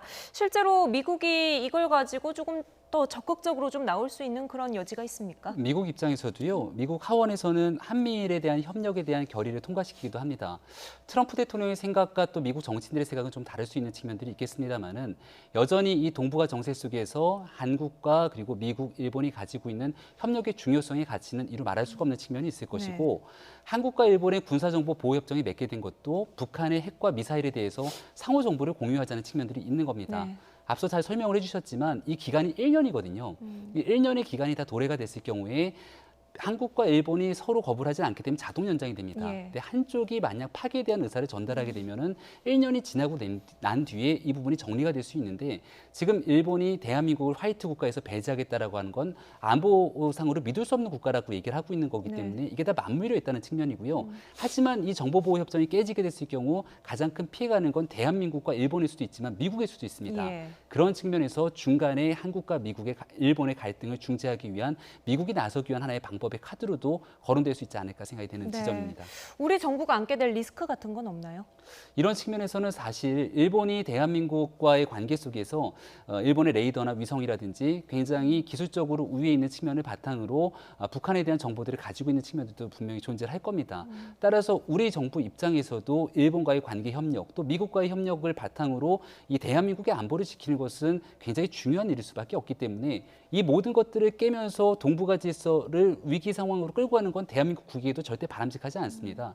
따라서 일본과 미래지향적인 관계를 설정해 나가기 위한 이 미국의 역할들을 강조하면서 문제를 풀어내기 위한 외교적 해법들이 이제 앞으로 절실하게 요구되는 시점이 아닐까 생각됩니다. 또 한 가지 이제 일본 입장에서는 이 문제가 조금 심각하게 받아들일 수 있는 가능성은 뭐냐면 미국과 북한이 대화를 다시 재개를 했고 또 한반도의 어떤 평화 무드가 계속해서 유지가 되고 있다라면 더 이상 이제 동북아내에서 한국과 일본이 가지고 있는 북한을 상대로 한 안보 질서라는 게 더 과거와는 좀 달라질 수도 있거든요. 그런 상황에서 한일 안보협정까지 깨게 되면 일본은 그야말로 동북아에서 패싱이 되는 게 아니냐라는 생각을 할 수밖에 없는 거거든요. 미국도 중국과 화해 무드가 다시 이루어지고 한동안 굉장히 으르렁대다가 미국이 북한과도 대화를 시작하게 되고 이런 상황이 되면 일본은 이런 상황에서 가다가 지금 아베가 추진하고 있는 게 아베가 주장하는 일반 정상국가, 전쟁을 할 수 있는 국가로 가야 되는데 일본은 안보에 있어서 필요 없는 존재가 된다라는 국제적인 신호가 될 수도 있거든요. 그래서 이런 부분은 실제로 좀 말씀드린 바와 같이 여러 가지로 이용할 수 있는 도구는 될 수 있을 것 같습니다. 네. 앞서 변호사님께서 국민이 싸우면 국민이 할 테니까 이런 말씀하셨는데 정말 모든 사람들이 관심과 또 지혜를 모아야 될 시점인 것 같습니다. 나이트 포커스 여기까지 이야기 나누죠. 지금까지 양재열 변호사, 김병민 경희대 겸임교수 함께했습니다. 두 분 오늘 말씀 감사합니다.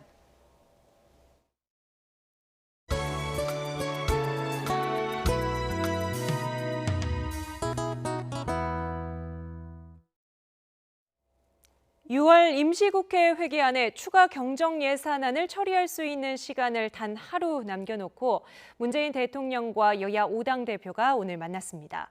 문 대통령이 모두 발언에서부터 추경안 처리를 부탁했지만 자유한국당 황교안 대표는 묵묵부답으로 대응했고 결국 처리가 불발될 것으로 전망됩니다. 최기성 기자가 보도합니다. 여야 5당 대표와 청와대에서 만난 문재인 대통령은 추가 경정 예산안이 시기를 놓치지 않도록 중심 의제로 논의하자고 제안했습니다.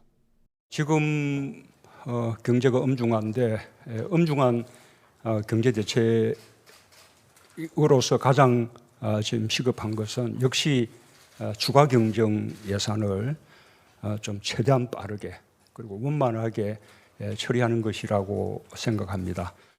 더불어민주당 이해찬 대표뿐 아니라 야당 대표들도 이번 임시국회에서 추경안 처리가 필요하다며 한 목소리를 냈습니다. 하지만 한국당 황교안 대표가 원내 지도부에 맡길 일이라며 구체적인 답변을 하지 않았다고 참석자들은 전했습니다. 이런 부분들을 외면하는 자유한국당에 대해서는 유감 정도가 아니고 유감스럽다고 하지 않을 수가 없습니다. 특히 일본 경제 보복 대응 조치 가운데 하나로 소재, 부품, 장비 산업을 법률적, 제도적으로 지원하자고 문 대통령이 제안한 부분에도 황교안 대표는 반대했습니다. 법적, 제도적 지원은 사실상 추경안 처리를 전제로 한 내용이라는 이유에서입니다. 추경의 범위나 대상 이런 것으로는 충분한 논의도 되지 않았고 또 협의해야 될 부분들이 많이 남아있는데 섣불리 결국 여야 5당이 내놓은 공동 발표문에는 소재, 부품, 장비 산업을 지원한다는 표현 대신 경쟁력 강화를 위해 노력한다는 추상적인 문구만 담을 수 있었습니다. 야당 대표들이 주장했던 경제정책 전환이나 외교 안보라인 교체, 선거법 개정이나 개헌 관련 의견도 오갔지만 의미 있는 성과는 없었습니다. 선거법 개정 이것을 촉구를 했고 앞으로 개헌 문제를 다시 논의를 하자. 회동 회동 직후 문 대통령과 황 대표 두 사람만 1분 30초 정도 창가에서 대화를 나눴는데 어떤 얘기가 오갔는지는 공개되지 않았습니다. 회동 직후 한국당 나경원 원내대표는 기자들과 만나 6월 임시국회에서 추경안 처리는 어렵다면서 정경두 국방부 장관 해임 건의안 등을 선결 조건으로 언급했습니다. 합의문이 나올지 모른다며 기대를 모았던 회동이 현안 처리는 빠진 공동 발표문으로 막을 내리면서 6월 임시국회 내 추경안 처리도 불발될 것으로 보입니다. YTN 최기성입니다.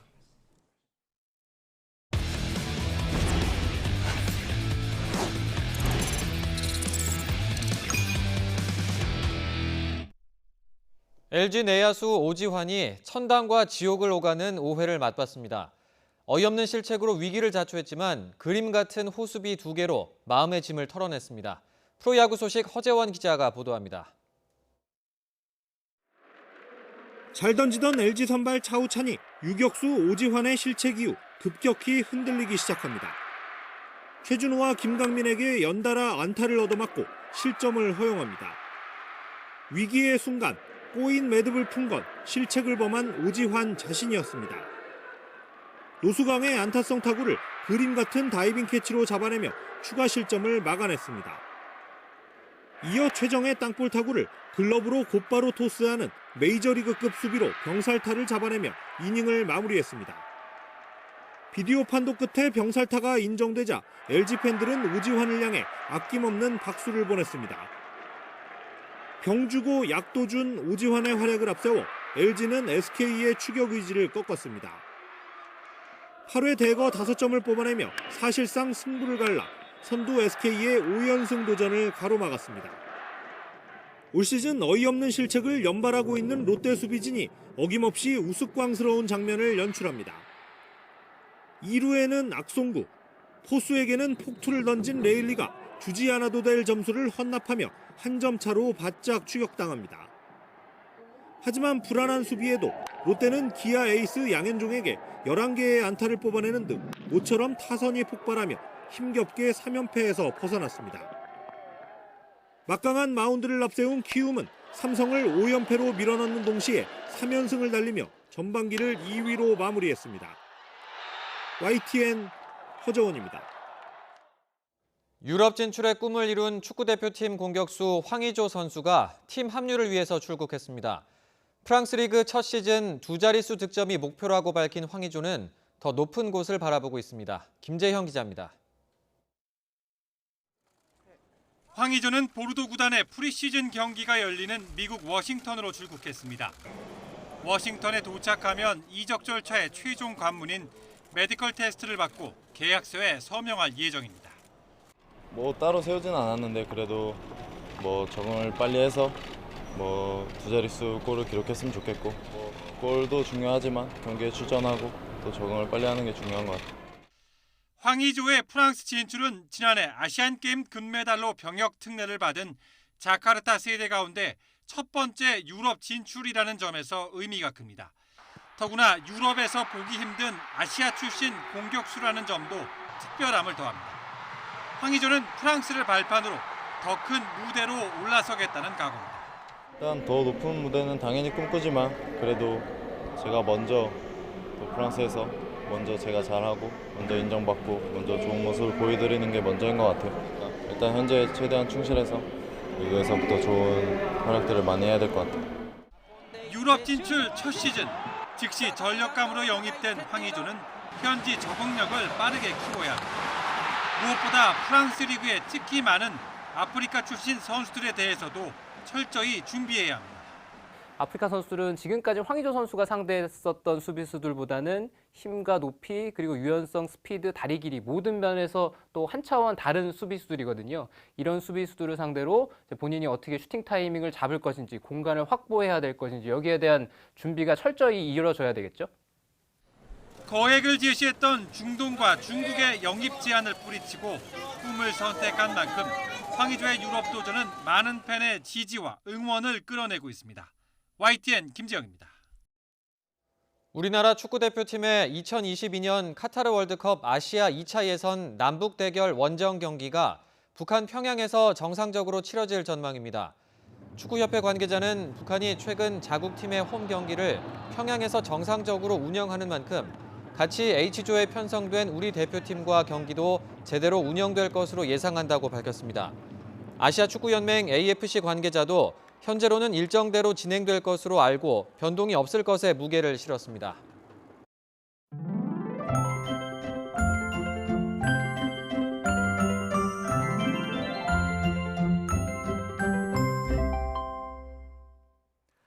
오늘 중북부 지방은 무더위가 기승을 부렸습니다. 기온도 기온이지만 습도가 높아 더 덥게 느껴졌는데 내일도 중북부 지방에 폭염주의보가 계속되는 가운데 서울 낮 기온이 34도까지 오르는 등 더위의 기세가 더 강해지겠습니다. 반면 충청 이남에는 장맛비가 내리겠고 대구 낮 기온이 27도에 머무는 등 더위가 주춤하겠습니다. 내일 장마전선의 영향으로 충청 이남에 비가 내리겠습니다. 태풍이 몰고 온 수증기가 장마전선에 공급되면서 시간당 50mm 이상의 강한 비와 함께 많은 비가 쏟아지는 곳이 있겠습니다. 현재 5호 태풍 다나스가 우리나라를 향해 북상하고 있습니다. 토요일 전남 남해안에 상륙한 뒤 내륙을 거쳐 동해로 진출할 것으로 보이는데요. 이에 따라 주말까지 제주 산간에는 700mm 이상, 남해안과 지리산 부근에는 500mm 이상, 남부 내륙에도 많은 곳은 200mm 이상의 물폭탄이 떨어지겠습니다. 산사태나 축대 붕괴, 강풍으로 인한 피해가 없도록 대비 철저히 해주시기 바랍니다. 중서부 지역에는 10에서 70mm의 비가 예상됩니다. 지금까지 날씨 정보였습니다. 목요일 뉴스나이트 마칩니다. 편안한 밤 보내십시오.